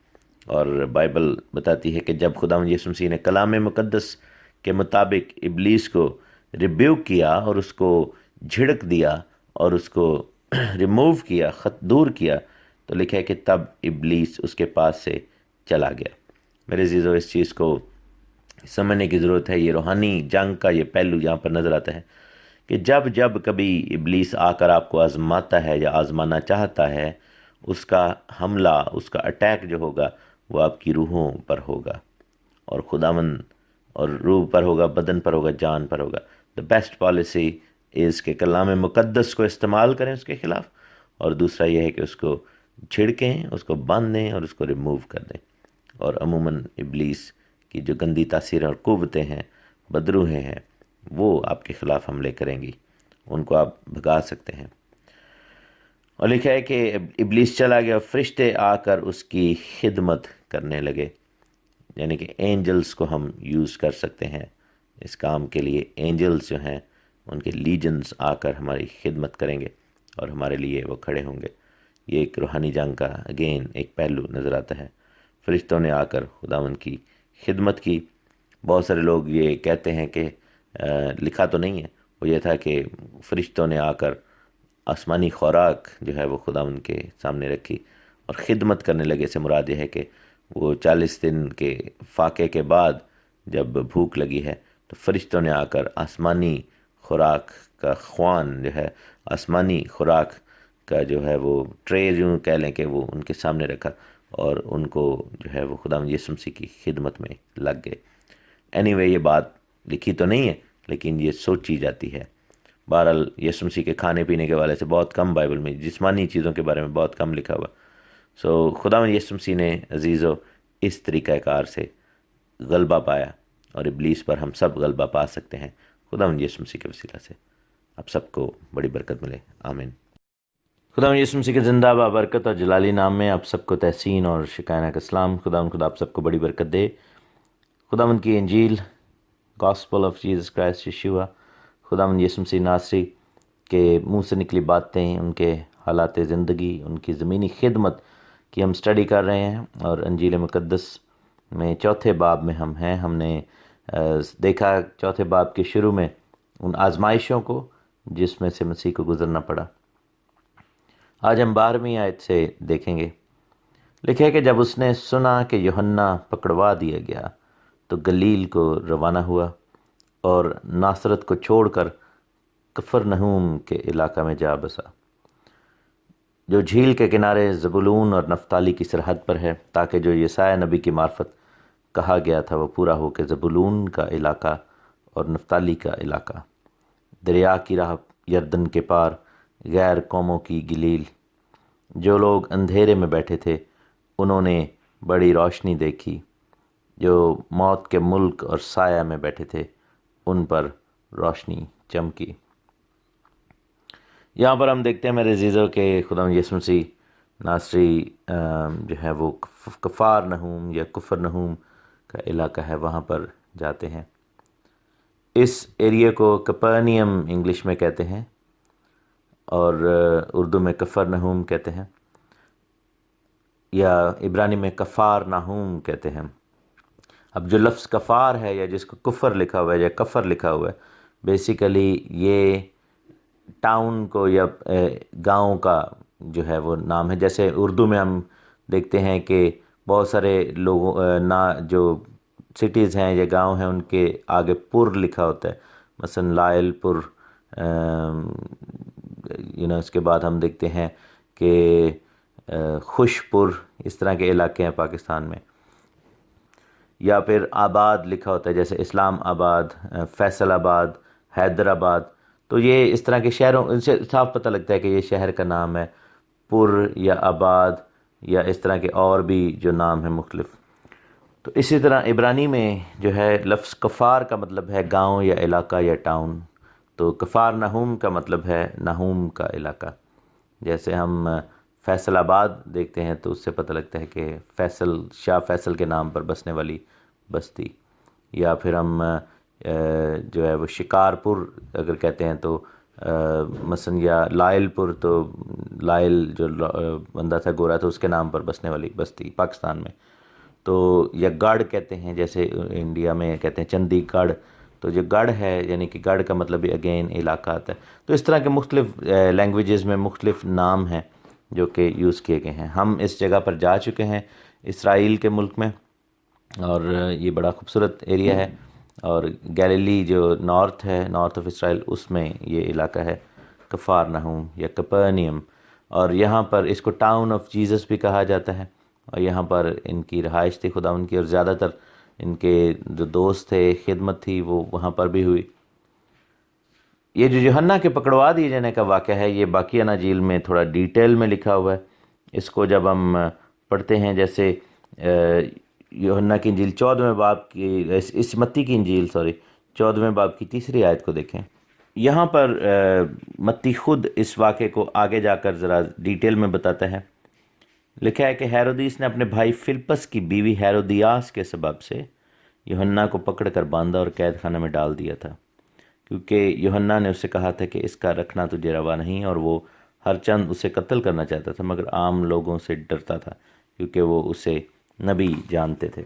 تو یہاں پر ہم دیکھتے ہیں کہ اس کو پکڑوانے کا واقعہ جو ہے وہ پیورلی نبوتی ریزن کی وجہ سے ہے، کیونکہ یوحنا نے ہیرودیس کو اس بات پہ کنڈیم کیا تھا۔ یوحنا نے ہیرودیس کو کہا تھا کہ تم جو ہے وہ زناکاری میں اور بدکاری میں ملوث ہو، اور اپنے بھائی کی بیوی کو اس نے رکھا ہوا تھا، اور جبکہ بھائی جو ہے وہ خود ابھی زندہ تھا، اور یہ خداوند کے کلام اور خداوند کے احکام کے مطابق ایک اوچھی بات ہے، ایک غلط بات ہے، اور خدا کا داس احکام میں بھی لکھا ہے کہ تو اپنے پڑوسی کی بیوی کا لالچ نہ کرنا، اپنے بھائی کی بیوی کا لالچ نہ کرنا۔ اور ویسے بھی جو رشتے جن کو منع کیا گیا ہے، جن کے ساتھ کسی بھی قسم کا اس طرح کا یعنی کہ ازدواجی تعلق، تو اس میں اگر آپ کا بھائی زندہ ہے تو اس کی بیوی یعنی اپنی بھاوج کو اس نظر سے دیکھنا جو ہے وہ برائی ہے۔ بہرحال یوحنا جو ہے وہ پکڑایا گیا، اور گلیل کے یسوع مسیح نے گلیل کو روانگی کی۔ اس کا ایک اور بھی ریزن ہے، کیونکہ یسوع مسیح جب یہ بپتسمہ ہو رہا ہے تو وہ یہودیہ کے علاقہ میں تھے، اور یسوع مسیح اور یوحنا جو ہے وہ بڑا کلوز سمجھے جاتے تھے، اور دونوں کا نام اکٹھا لیا جانے لگا تھا، اور یسوع مسیح نے یوحنا سے بپتسمہ بھی لیا تھا۔ تو ریزن یہ بھی ہے کہ جب یوحنا کو پکڑوایا گیا تو ابھی مسیح کی خدمت کا آغاز ہے، اور مسیح نے جو ہے وہ ابھی باقی سب کام کرنا ہے۔ تو ہیرودیس کی جو ٹیریٹری ہے اس میں سے مسیح باہر نکل گیا، گلیل کے علاقہ میں جا بسے، جہاں پر دوسرا حاکم تھا، اور وہاں سے اپنی خدمت کا آغاز کیا۔ ناصرت وہ ٹاؤن ہے جہاں پر خداوند یسوع مسیح کی والدہ اور والد رہتے تھے، تو ان کا گھر ابھی بھی وہاں پر موجود ہے، اس کے اوپر ایک چرچ بنا ہوا ہے۔ اور کفرنہوم وہ علاقہ ہے جہاں پر خود خداوند یسوع مسیح رہتے تھے۔ اور زبولون اور نفتالی کی سرحد پر ہے، یہ وہ دو قبیلے ہیں جو کہ 10 قبیلوں کا حصہ تھے۔ اور یہاں پر ہم دیکھتے ہیں کہ یسایہ نبی کا صحیفہ کوٹ کیا ہے متی نے، اور متی نے ذکر کیا ہے یسایہ نبی اس کے 9ویں باب کی پہلی اور دوسری آیت کو۔ اور یہاں پر مسیح یسوع کے بارے میں پروفیسی ہے۔ جو یسایہ نبی کے 9واں باب ہے وہ پیورلی یسوع مسیح ناصری یا مسیح جو آنے والا تھا اس کے بارے میں پروفیسی کرتا ہے۔ گلیل کا ذکر بڑا ضروری ہے کیونکہ گلیل جو ہے وہ ناردرن کنگڈم کا ایریا ہے، اور یہ وہ علاقہ ہے جہاں پر 10 ٹرائبز رہتے تھے۔ یہودیہ کا ایریا جہاں پر ہیرودیس حکمران تھا، وہاں پر یہودا اور بنیامین کے قبیلہ کے لوگ رہتے تھے۔ لیکن گلیل کو اس لیے بھی زیادہ اہمیت نہیں دی جاتی تھی اس دور کے جو یہودی کلچر تھا یا اس دور کا جو اسرائیلی کلچر تھا، کیونکہ ہم دیکھتے ہیں کہ شاہ اسور نے، شاہ بابل وغیرہ نے، انہوں نے کیا کیا تھا کہ ناردرن کنگڈم جو تھی جب اس کو اسیر کر کے لے گئے، ان 10 ٹرائبز کو لے گئے تھے، تو وہ علاقہ خالی تھا، اور ادھر انہوں نے کیا کیا کہ ادھر انہوں نے غیر قوموں کو، ملی جلی بھیڑ کو، دوسری نیشنز کو بسانا شروع کر دیا۔ اور اس میں پھر سامریا کا علاقہ جو خاص طور پہ ایسا تھا جس کے اندر آپ یہ دیکھیں کہ ایسے لوگ تھے جو پریٹینس کے اندر رہتے تھے، یعنی کہ وہ کہنے کو یہودی نما تھے، اور لیکن وہ سارا کچھ ویسا نہیں کرتے تھے۔ اور اس طرح گلیل کا جو علاقہ تھا وہ وہاں پر جو لوگ تھے، وہاں پر بہت سارے یہودی بھی جا کر ایونچولی بس گئے، لیکن اس کو کم تر سمجھا جاتا تھا۔ اور دوسرا یہ تھا کہ اس کو غیر قوموں کی گلیل بھی کہا گیا۔ یہاں پر یسایہ نبی نے یہی کہا ہے کہ زبولون کا علاقہ، نفتالی کا علاقہ، دریا کی راہ یردن کے پار، غیر قوموں کی گلیل۔ یسوع مسیح جب آتے ہیں پہلی آمد میں، اور پہلی آمد میں جب وہ خدمت کرتے ہوئے نظر آتے ہیں، تو ان کا جو آمد ہے وہ گلیل کے علاقے سے، خدمت کی آمد جو ہے وہ ہم دیکھتے ہیں کہ نارتھ سے شروع کرتے ہیں، کیونکہ خداوند یسوع مسیح نے یہ پیغام دیا تھا کہ وہ اسرائیل کے گھرانے کی کھوئی ہوئی بھیڑوں کے علاوہ ابھی کسی کے پاس نہیں بھیجے گئے۔ مینس کہ جو فرسٹ کمنگ ہے وہ اسرائیل کے گھرانے کی کھوئی ہوئی بھیڑیں ہیں۔ یہودا کا گھرانہ جو ہے وہ اسرائیل کے گھرانے سے ڈیفرنٹ ہے، یعنی کہ یہودا کا گھرانہ یہودا اور بنیامین اور لاوی کے اوپر جو ہے وہ بنا ہوا ہے۔ اسرائیل کا گھرانہ وہ باقی 10 قبیلوں کے اوپر بنا ہوا ہے۔ اور ہم دیکھتے ہیں کہ جب خداوند یسوع مسیح کے یہ الفاظ کہ اسرائیل کے گھرانے کی کھوئی ہوئی بھیڑیں، تو وہ 10 ٹرائبز ہیں جو کہ ایونچولی غیر قوموں میں جا کر ضم ہو گئے، ان کے اندر جا کر مل گئے۔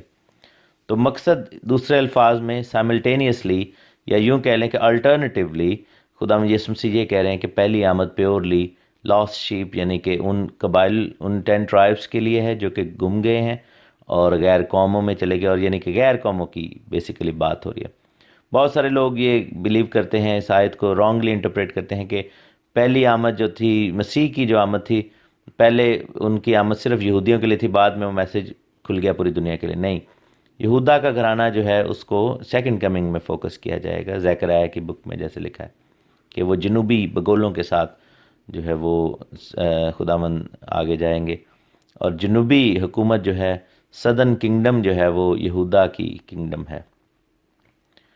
تو یہاں پر بڑا سگنیفیکنٹ ہے متی رسول کا اس آیت کو کوٹ کرنا، اور ساتھ میں بتانا یہودیوں کو کہ کیوں کر ایسا ہوا کہ یہودیوں کی جو جوش ایکسپیکٹیشن تھی، یعنی کہ یہودا کے قبیلے کی ایکسپیکٹیشن تھی، وہ تھوڑی ڈیفرنٹ تھی، اور وہ پوری کیوں نہ ہوئی، کیونکہ مسیح کا آنا جو تھا وہ ناردرن سائڈ سے تھا، ناردرن کنگڈم اور ناردرن ٹرائبز اور غیر قوموں کے حوالے سے تھا، تاکہ پہلے وہ بھی داخل ہوں۔ اور یہاں پر متی اپنا یہ پوائنٹ پٹ اکراس کر رہا ہے۔ غیر قوموں کی گلیل، اور لکھے کہ جو لوگ اندھیرے میں بیٹھے تھے انہوں نے بڑی روشنی دیکھی۔ کلام مقدس ہمیں روشنی کے بارے میں کیا بتاتا ہے کہ کلام جو ہے وہ تیرا کلام راہ کی روشنی ہے، بائبل ہمیں دکھاتی ہے۔ داؤد بادشاہ نے یہ زبور لکھا، زبور 119، اس میں قدموں کے لیے چراغ اور راہ کی روشنی کلام مقدس کو کہا۔ پھر ہم دیکھتے ہیں کہ وہ لوگ جو اندھیرے میں بیٹھے تھے، یعنی کہ جو کلام سے بے بہرہ تھے، جن کے پاس خدا کا کلام، خدا کے الفاظ، خدا کے منہ کی باتیں نہیں پہنچی تھیں، اور ان تک تو ریٹرن بھی نہیں پہنچی تھی، کیونکہ کیا ہوا تھا کہ ہم دیکھتے ہیں کہ جب خدا کا کلام دیا گیا، خدا کے احکام دیے کہ بنی اسرائیل کو، تو مقصد یہ تھا کہ وہ پوری دنیا تک اس پیغام کو لے کر جائیں، لیکن انہوں نے ایسا نہیں کیا۔ انہوں نے کلام کو صرف اپنی حد تک محدود کر لیا، اور پھر ہم دیکھتے ہیں کہ زندہ کلام، زندہ کتاب خود یعنی کہ بیٹا آیا، اور اس نے پھر اس کلام کو، اس بات کو دنیا جہان کے کونوں کونوں تک پھیلانے کا قصد کیا، اور شاگردوں نے پھر اس میسج پر عمل بھی کیا۔ تو پہلی آمد کا جو مقصد ہے یہاں پر ان آیات میں لکھا ہوا ہے، مقصد یہ ہے کہ خدا کا کلام لاس شیپ تک، یعنی کہ گمی ہوئی بھیڑوں، کھوئی ہوئی بھیڑوں تک پہنچے۔ مقصد یہ ہے کہ کلام مقدس کی روشنی ان تک پہنچے جو کہ آج تک جن کے پاس کلام تک نہیں پہنچا تھا۔ تو خدا نے ان کو کلام اور اس کے علاوہ کلام مقدس کی سمجھ بھی عطا کی، اور پاک روح غیر قوموں پر نازل کیا گیا۔ تیسرا یہ تھا کہ تمام دنیا جو کہ اندھیروں میں پڑی ہے، وہ اس اندھیرے سے باہر آئے اور خدا کی طرف رجوع کرے، اور جو موت کے ملک اور سایہ میں بیٹھے تھے ان پر روشنی چمکی، بائبل بتاتی۔ اور ہم دیکھتے ہیں کہ موت کا ملک پوری دنیا کو کہا گیا ہے، ایجپٹ کو۔ اس کے علاوہ ہم دیکھتے ہیں کہ موت کا ملک جو ہے ہم سب کی پرانی زندگیوں کو یہاں پر کہا گیا ہے، اور روشنی کا ملک جو ہے وہ ہم دیکھتے ہیں کہ خدا کی بادشاہی کو کہا گیا ہے۔ یہ ایسے ہی ہے جیسے پہلے دن ہم دیکھتے ہیں کہ پوری دنیا میں اندھیرا تھا، زمین پر، گہراؤں پر، ہر ایک چیز پر اندھیرا تھا، اور خدا نے کہا روشنی ہو جا، اور وہاں پر پھر روشنی ہوتی ہے۔ وہ لوگ جو موت کے ملک میں بیٹھے تھے، ہمارا وطن جو تھا وہ موت تھی، ہمارا وطن گناہ کی زمین تھی، ہمارا وطن ہمیشہ کی کنڈمنیشن تھی، ہمارا وطن جہنم تھا، لیکن مسیح پر ایمان لانے کے سبب سے ہم موت کے ملک اور اس تاریکی میں سے نکل کر بڑی روشنی یعنی کہ خداوند یسوع مسیح کی بادشاہی میں شامل ہو گئے ہیں۔ اور یہ سب کچھ کیسے ہوا؟ کیونکہ کلام کا نور ہم پر چمکا اور خدا کی بادشاہی ہمارے درمیان میں آئی۔ خداوند آپ سب کو بڑی برکت دے۔ گاڈ بلیس یو آل، آمین۔ خداوند یسوع مسیح کے زندہ بابرکت اور جلالی نام میں آپ سب کو تحسین اور شکانہ کا اسلام۔ خداوند آپ کو بڑی برکت دے۔ مسیح یسوع کی خوشخبری یعنی کہ زندہ انجیل، کلام مقدس، خدا کے منہ کی باتیں، مسیح کی زمینی زندگی کی سٹڈی ہم کر رہے ہیں۔ خداوند کا شکر ادا کرتے ہیں ان تمام چیزوں کے لیے جو خدا نے ہماری زندگیوں میں کی ہیں۔ متی رسول کی معرفت لکھی گئی انجیل، اس کا 4 باب اور اس کی 18ویں آیت سے 17ویں آیت سے آج ہم پڑھیں گے۔ لکھا ہے کہ اس وقت سے یسوع نے منادی کرنا اور یہ کہنا شروع کیا کہ توبہ کرو کیونکہ آسمان کی بادشاہی نزدیک آ گئی ہے۔ اور اس نے گلیل کی جھیل کے کنارے پھرتے ہوئے 2 بھائیوں یعنی شمعون کو جو پطرس کہلاتا ہے اور اس کے بھائی اندریاس کو جھیل میں جال ڈالتے دیکھا، کیونکہ وہ ماہی گیر تھے، اور ان سے کہا کہ میرے پیچھے چلے آؤ تو میں تم کو آدم گیر بناؤں گا۔ وہ فوراً جال چھوڑ کر اس کے پیچھے ہو لیے، اور وہاں سے آگے بڑھ کر اس نے اور 2 بھائیوں یعنی زبدی کے بیٹے یعقوب اور اس کے بھائی یوحنا کو دیکھا کہ اپنے باپ زبدی کے ساتھ کشتی پر اپنے جالوں کی مرمت کر رہے ہیں، اور ان کو بلایا، اور وہ فوراً کشتی اور اپنے باپ کو چھوڑ کر اس کے پیچھے ہو لیے۔ میرے عزیزو، خداوند آپ کو برکت دے۔ اس حوالے میں کافی کچھ سیکھنے کے لیے موجود ہے۔ سب سے پہلی جو بات ہم نے سیکھی وہ یہ تھی کہ خداوند یسوع مسیح کی منادی توبہ اور خدا کی بادشاہی کے حوالے سے ہے۔ ایگزیکٹلی یہی سیم میسج چیپٹر 3 کے شروع میں یوحنا بپتسمہ دینے والے کی معرفت بیان کیا گیا، کیونکہ انہوں نے بھی کہا کہ توبہ کرو کیونکہ آسمان کی بادشاہی نزدیک آ گئی ہے۔ بہرکیف یوحنا اور یسوع کے میسج میں جو فرق ہے وہ یہ ہے کہ یوحنا جو ہیں وہ میسج اپنا دیتے وقت وہ آنے والے کی راہ کی تیاری کر رہے ہیں، وہ شخص جس کے وسیلہ سے بادشاہی کا اطلاق ہو سکے گا، وہ شخص جو کہ بادشاہی کو لانے والا ہے۔ یوحنا اس بادشاہی کا حصہ ہے، یوحنا اس بادشاہی کے بارے میں بتاتے ہیں۔ یوحنا اس بادشاہی میں جانے کے خود بھی خواہش مند ہیں اور اس بادشاہی کی تیاری میں لوگوں کو لے کر آتے ہیں۔ لیکن مسیح کا میسج جو ہے وہ اس لیے ڈیفرنٹ ہے کیونکہ مسیح ہی وہ بادشاہی لے کر آئیں گے یا آئی ہے انہوں نے، اور اسی لیے ہم دیکھتے ہیں کہ جب دوسری اناجیل میں پڑھتے ہیں تو یہودی وہاں پر جو لوگ تھے انہوں نے اس چیز کا اقرار کیا اور اچنبھا بھی کیا کہ انہوں نے کہا کہ یہ شخص صاحب اختیار کی طرح کلام کرتا ہے، یہ شخص جو ہے وہ ایسے کلام کرتا ہے کہ جیسے یہ خود اپنی طرف سے بول رہا ہو۔ کیونکہ آپ یہ دیکھیں کہ جتنے رہبائی ہوتے تھے، ربی جو ہوتے تھے، وہ اپنے سے پہلے استادوں کے یا ربیوں کے نام میں کلام کرتے تھے کہ فلاں ربی نے فلاں ربی کے نام میں یا فلاں ربی کے حوالے سے یہ بات کہی، اور ہم دیکھتے ہیں کہ وہ انسانی بات کرتے تھے، انسانوں ہی کے نام میں اپنے استاد کو بہت زیادہ وہ بڑھا چڑھا کر اس پیغام میں پیش کرتے تھے۔ نبی جو تھے آن دی ادر سائڈ، چونکہ وہ پاک روح سے معمور تھے اور نبوت کی بات کرتے تھے، نبوت کا کلام لے کر آتے تھے، تو وہ خدا کے نام میں بات کرتے تھے اور وہ کہتے تھے کہ خداوند خدا یہ فرماتا ہے، thus says the Lord۔ اور جب بھی کوئی نبوت کی بات ہوتی تھی اس کے اینڈ پہ یہ ضرور کہتے تھے کہ خداوند فرماتا ہے، خداوند خدا جو ہے وہ یہ کہتا ہے۔ حتیٰ کہ نبیوں میں سے آپ یہ دیکھیں کہ بہت بڑے نبیوں جیسے کہ موسیٰ نبی نے، جنہوں نے توریت دی، جنہوں نے پہلی 5 کتابیں دیں، جنہوں نے پوری شریعت کو قوم کے سامنے رکھا، انہوں نے بھی شریعت کے احکام پہنچاتے وقت بارہا کہا کہ خداوند فرماتا ہے کہ میں خداوند ہوں۔ مینس کہ جو میسج ہے وہ خداوند کی طرف سے ہے، اس میں میرا ذاتی کچھ بھی نہیں، اس میں نے کچھ ایڈ ریموو نہیں کیا۔ اور وہ پیغمبر اور جو ہے وہ پیغام لانے والے اور میسنجر کے طور پر آپ کے سامنے نبی آتے تھے۔ لیکن مسیح کی ذات میں جو ڈفرنس ہے وہ یہ ہے کہ مسیح کا پیغام جو ہے وہ پیغمبر کا پیغام لانے والے کا نہیں ہے، بلکہ مسیح کا پیغام جو ہے وہ خود خدا کا پیغام ہے، اور وہ دعوت دیتا ہے، میسج نہیں دیتا۔ ہمیں یہ چیز سمجھنے کی ضرورت ہے کہ مسیح جو ہے وہ کسی کا میسج آگے کنوے نہیں کر رہے، بلکہ وہ خود دعوت دیتے ہیں، اور صاف صاف الفاظ میں کہا کہ میں جو باپ کو کرتے دیکھتا ہوں وہ کرتا ہوں، جو کہتے دیکھتا ہوں وہ کہتا ہوں، اور باپ اور میں ایک ہیں۔ اور مسیح نے اسی لیے صاحب اختیار کی طرح کلام کیا۔ انہوں نے کلام کے حوالوں کو یا میسیجز کو یا نبوتی کلام کو جو وہ لوگوں تک پہنچا رہے تھے، اس میں کسی کو بچولا نہیں ڈالا، کسی کو بیچ میں نہیں ڈالا، کسی کو جو ہے وہ کسی کو ریفرنس کے طور پر استعمال نہیں کیا، اس طرح کہ میں فلاں کے نام میں یا فلاں کا پیغام تمہیں دیتا ہوں، مجھے فلاں نے بھیجا ہے، ایون دو کہ انہوں نے کہا کہ مجھے باپ نے بھیجا، لیکن اس کا یہ مطلب نہیں ہے کہ وہ خود خدا نہیں ہے۔ ان کا پیغام جو تھا وہ ڈائریکٹ سپیچ تھی، اور اسی لیے یہودی لوگ جو تھے وہ پریشان ہوتے تھے کہ یہ اس کو نبی سمجھیں یا کچھ اور سمجھیں، کیونکہ نبی جو آتے تھے وہ بھی آ کر جو ہے وہ آ کر کنوے کرتے تھے، میسج آگے آ کر پہنچاتے تھے۔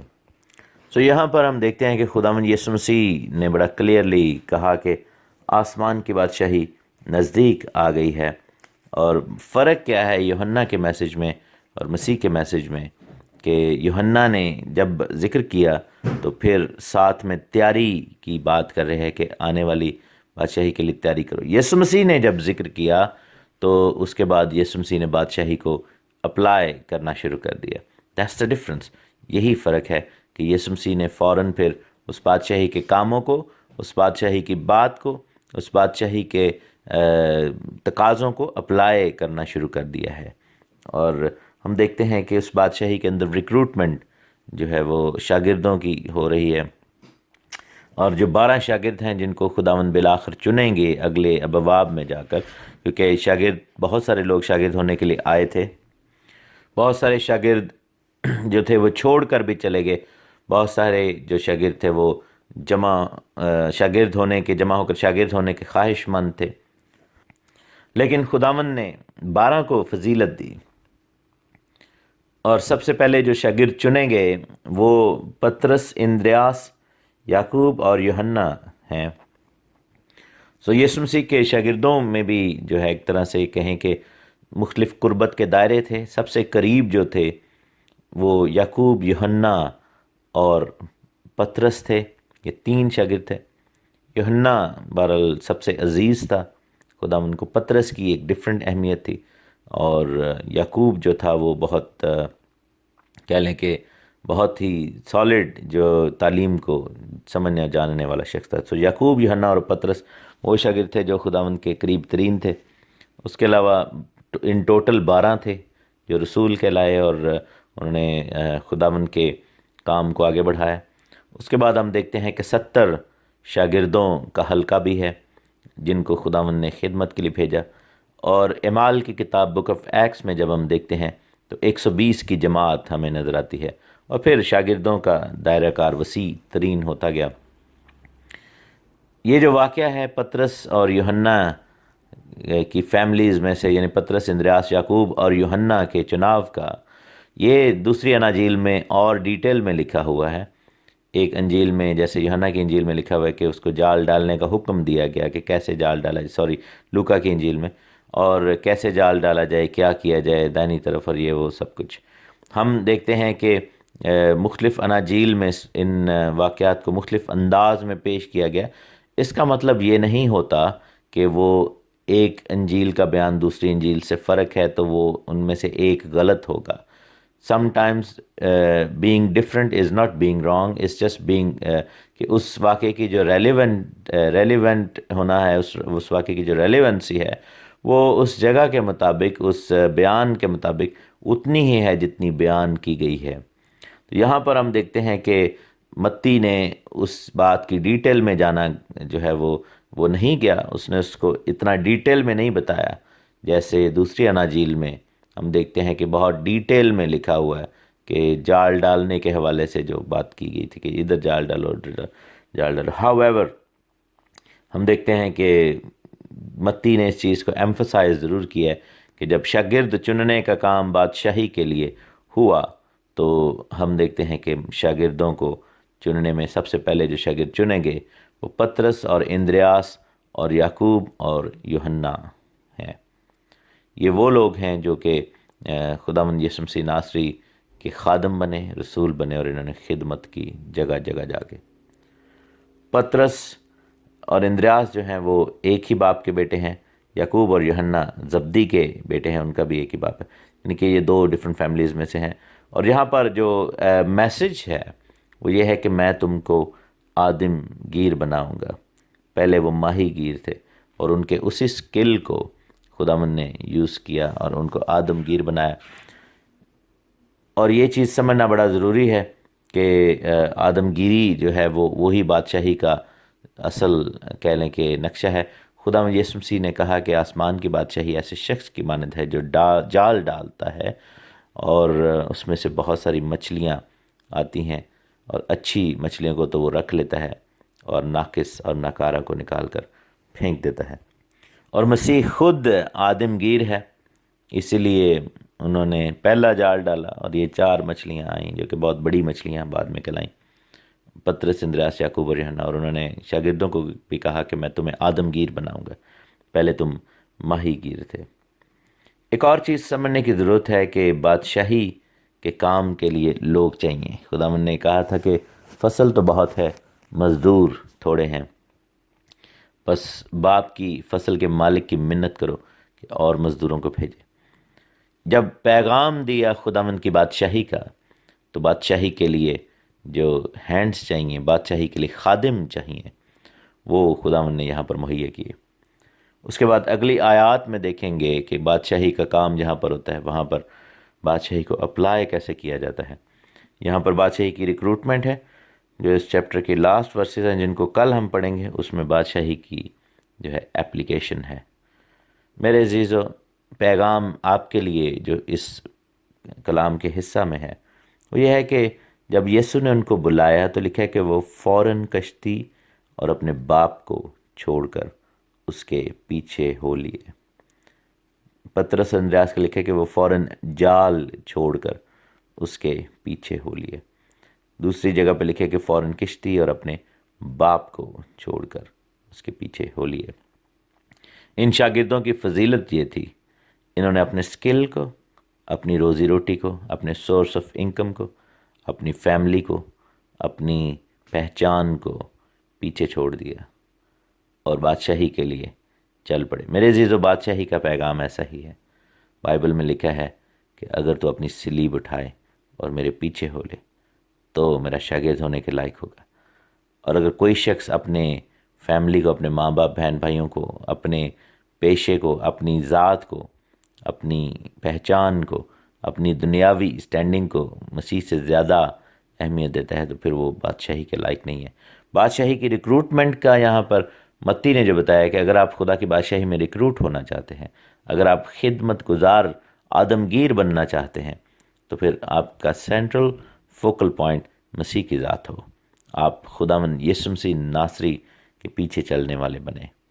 اور اگر آپ کے ذہن پر جو ہے وہ فیملی، دنیا کی چیزیں، ماں باپ کا ڈر، آپ کے ذہن پر بچوں کا، اولاد کا ڈر، روٹی کہاں سے کھائیں گے کیا، پئیں گے کیا، جاب اور طرح طرح کی جو انکم کے ساتھ جڑی ہوئی پرابلمز اور فیئرز ہیں، اگر آپ طرح طرح کی خوف میں مبتلا رہیں گے تو پھر آپ بادشاہی میں آگے نہیں بڑھ پائیں گے۔ حل پر ہاتھ رکھ کر پیچھے دیکھنا نقصان دہ ہوتا ہے، موت کا شکار کرتا ہے۔ میرے عزیزو، جیسے ایلیا نے جب الیشا پر مسا کا تیل انڈیلا تو اس نے وہی بیلوں کی جوڑی جس سے وہ ہل چلا رہا تھا قربان کی، اسی ہل سے اس نے جو ہے وہ قربانی، سخنی قربانی کے لیے لکڑیاں جلائیں اور خدمت کے لیے ایلیا کے پیچھے ہو چلا، اور اسی لیے خداوند نے اس کو ایلیا کا دونا دیا۔ یہاں پر ہم دیکھتے ہیں کہ دوسرا کویسچن نہیں کیا گیا، یسوع نے آفر کی and these people just left, اور انہوں نے اپنے آپ کو خداوند کے ساتھ چلا لیا، جوڑ لیا۔ میرے عزیز و بادشاہی ایسے ہی لوگوں کی بادشاہی ہے جو لوگ ایمان کے ساتھ چل پڑیں۔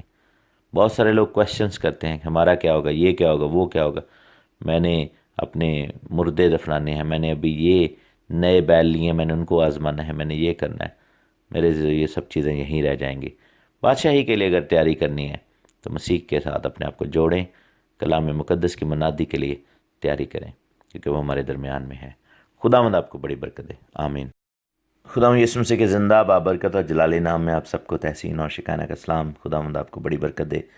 ہم خداوند کی انجیل، خداوند کی خوشخبری، اس کے خوشی کا سماچار جو ہے، سماچار، گاسپل کو ہم اسٹڈی کر رہے ہیں۔ دا لائف ٹائم جو کہ خداوند نے زمین پر زمینی خدمت میں گزارا، وہ 3.5 سال، اور ان 3.5 سال کی بیس پر جو اناجیل لکھی گئیں، جو خداوند کے کلام کی یہ کتابیں لکھی گئیں جن کو گاسپلز کہا جاتا ہے، اس کو ہم اسٹڈی کر رہے ہیں، اور میتھیو کے ہم اندر ہیں، اور اس کی 4 چیپٹر کی لاسٹ ورسز کو ہم پڑھ رہے ہیں۔ یہ وہ چیپٹر ہے جس کے اینڈ پر جس کے شروع میں ہم دیکھتے ہیں کہ یسوع مسیح کی آزمائش کا ذکر ہے۔ اس کے بعد ہم دیکھتے ہیں کہ یسوع مسیح نے اپنے ایریا کو ڈیفائن کیا، ٹارگٹ ایریا جو کہ بادشاہی کے حوالے سے۔ پھر ہم دیکھتے ہیں کہ یسوع مسیح نے بادشاہی کے کلام کی منادی شروع کی اور اپنے ساتھ ٹیم کو ریکروٹ کیا، اور آخر میں ہم دیکھتے ہیں کہ بادشاہی کے پیغام کی اور بادشاہی کے جو پرکس ہیں، اور کہہ لیں کہ بادشاہی کے جو بینیفٹس ہیں، جو ایفیکٹس ہیں، ان کو اپلائی کرنا شروع کیا ہے۔ سو یہ چیزیں میرے عزیزو، یہ پورا چیپٹر ایک لائف سٹائل بھی ہے۔ ہم آزمائے جاتے ہیں، ہمیں خداوند کی طرف سے یہ گائیڈنس ملتی ہے کہ ہم ایک ایریا کو ٹارگٹ کریں، یا جہاں بھی خدا ہمیں بھیجتا ہے کلام مقدس کی منادی کے حوالے سے، ہمیں وہاں پر جا کر چرچ پلانٹ کرنا ہے، ہمیں وہاں پر جا کر دوستوں کو اکٹھا کرنا ہے، وہاں پر جا کر خدا کے لوگوں کو منادی کرنی ہے، اور ان میں سے پھر چننا ہوگا وہ جو ہمارے ساتھ کھڑے ہوں، ہمارے ساتھ جو ہے وہ خدمت گزاری کا کام کریں۔ اور جیسے یہاں پر ہم دیکھتے ہیں کہ پطرس، یعقوب، یوحنا، اندریاس، ان کو چنا گیا، اور پھر ہمیں خدا کی بادشاہی کا کام شروع کر دینا چاہیے۔ ہمیں ساتھ خداوند کی بادشاہی کو اپلائی کرنا شروع کر دینا چاہیے، کلام کے ساتھ، سائنز اینڈ ونڈرز کے ساتھ، خداوند کے معجزات کے ساتھ، پاکرو کی نعمتوں، پاکرو کے پھلوں، پاکرو کی برکتوں کے ساتھ، خدمتوں کے ساتھ، بلاہٹ کے ساتھ، کالنگ کے ساتھ یہ سب چیزیں جو ہیں وہ پھر ہماری زندگی میں افیکٹولی کام کرتی ہیں. And then the whole cycle starts again. ہم پھر آزمائے جاتے ہیں، پھر ہمیں خداوند اور جگہوں پہ بھیجتا ہے، پھر وہاں پر جا کر ہم اور زیادہ منادی کرتے ہیں اور زیادہ لوگوں کو اپنے ساتھ ریکروٹ کر لیتے ہیں، اور پھر ہم وہاں پر خدا جو ہے وہ کلام مقدس کی بڑائی کو، اپنی بادشاہی کو، اپنے کام کو مختلف طریقوں سے، مختلف نعمتوں سے، مختلف سائنس کے ساتھ وہاں پر اسٹیبلش کرتا ہے، اور ایونچولی خدا کا کام بڑھتا ہے. یہ چیز آپ دیکھیں کہ پالوس رسول نے بھی اس پیٹرن کو یوز کیا، اس پیٹرن پر عمل پیرا ہوا، وہ اس پیٹرن پر کام کرتے تھے، اور اسی طریقے سے انہوں نے پورے ایشیائے کوچک میں، پورے جو ہے ایشیا مائنر میں، اور وہاں پر ہم دیکھتے ہیں کہ ٹرکی اور جو یورپ کے کچھ حصے ہیں ان میں جا کر پالوس رسول نے کلام مقدس کی منادی کی، اور وہ تمام جو اس وقت کا جو ایریا تھا جہاں پر پالوس رسول گئے انہوں نے یہی خدمتیں کیں. 23ویں آیت سے آج ہم دیکھیں گے، چوتھے باب کی 23 سے 25 آیت تک لکھا ہے کہ یسوع تمام گلیل میں پھرتا رہا. یہ ٹارگٹ ایریا تھا خدا یسوع مسیح کا، اس پہلی کہہ لیں کہ خدمت کے پہلے حصہ میں. ان کے عبادت خانوں میں تعلیم دیتا اور بادشاہی کی خوشخبری کی منادی کرتا، اور لوگوں کو ہر طرح کی بیماری اور ہر طرح کی کمزوری اور ہر طرح کی کمزوری دور کرتا رہا. اس کی شہرت تمام سوریا میں پھیل گئی، اور لوگ سب بیماروں کو جو طرح طرح کی بیماریوں اور تکلیفوں میں گرفتار تھے، اور جن میں بدروہیں تھیں اور مرگی والوں اور مفلوجوں کو اس کے پاس لائے، اور اس نے ان کو اچھا کیا. اور گلیل اور دکپلس اور یروشلیم اور یہودیہ اور یردن کے پار سے بڑی بھیڑ اس کے پیچھے ہو لی. تو یہ وہ ٹائم ہے جب ہم دیکھتے ہیں کہ خدا یسوع مسیح نے گیلیلی میں اپنا کام شروع کیا ہے. ڈیفائنڈ ایریا ہے، پاکرو کی قوت سے، قدرت سے، ہدایت سے یہ ایریا ڈیفائن کیا گیا. اپنی خدمت کا آغاز نارتھ سے کیا. خداوند جو ہے وہ ناردرن ٹیریٹری سے خدمت کو شروع کر کے آ رہے ہیں، کیونکہ غیر قوموں میں منادی جو تھی اور کھوئی ہوئی بھیڑیں جو تھی، 10 ٹرائبلز جو تھے، ان میں منادی جو تھی وہ دیٹ واز دا مین کہہ لیں کہ فوکس خداوند یسوع مسیح کی منسٹری کا، خداوند یسوع مسیح کی خدمت کا. اور تمام گلیل میں پھر طرح اگین یہاں پر ایک چیز جو ہمیں ملتی ہے سیکھنے کی، کہ وہ ایک جگہ پر صرف ٹک کر بیٹھ نہیں گیا، بلکہ اس نے پورے ایریا کو میکسیمائز کیا ہے. تمام گلیل میں، یعنی کہ گلیل کے سارے ایریا میں، میرے عزیزو ہم اس ایریا کو دیکھ چکے ہیں، تمام وہ جو ٹاؤنز ہیں اور وہ جو جھیل ہے، گلیل کی جھیل جس کو کہا جاتا ہے، اس کے ارد گرد یہ سارے شہر ہیں، ٹاؤن ہیں. اور پیدل کافی لمبا، وہ کافی بڑا ایریا ہے، اور کافی دن لگتے ہیں اگر پیدل سفر کیا جائے. لیکن ہم چونکہ گاڑی میں تھے تو ہم نے بڑا کوئکلی اس چیز کو وزٹ کیا.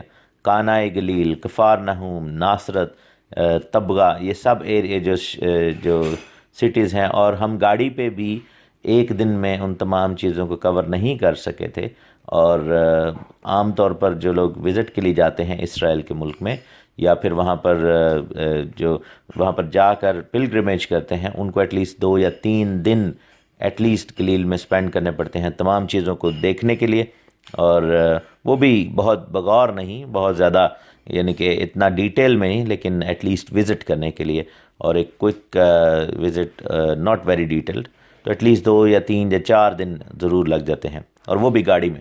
تو یہاں پر ہم دیکھتے ہیں کہ it's a fair amount of time جو کہ خداوند یسوع مسیح نے یہاں پر سپینڈ کیا ہے، گلیل کے علاقہ میں پھرتا رہا.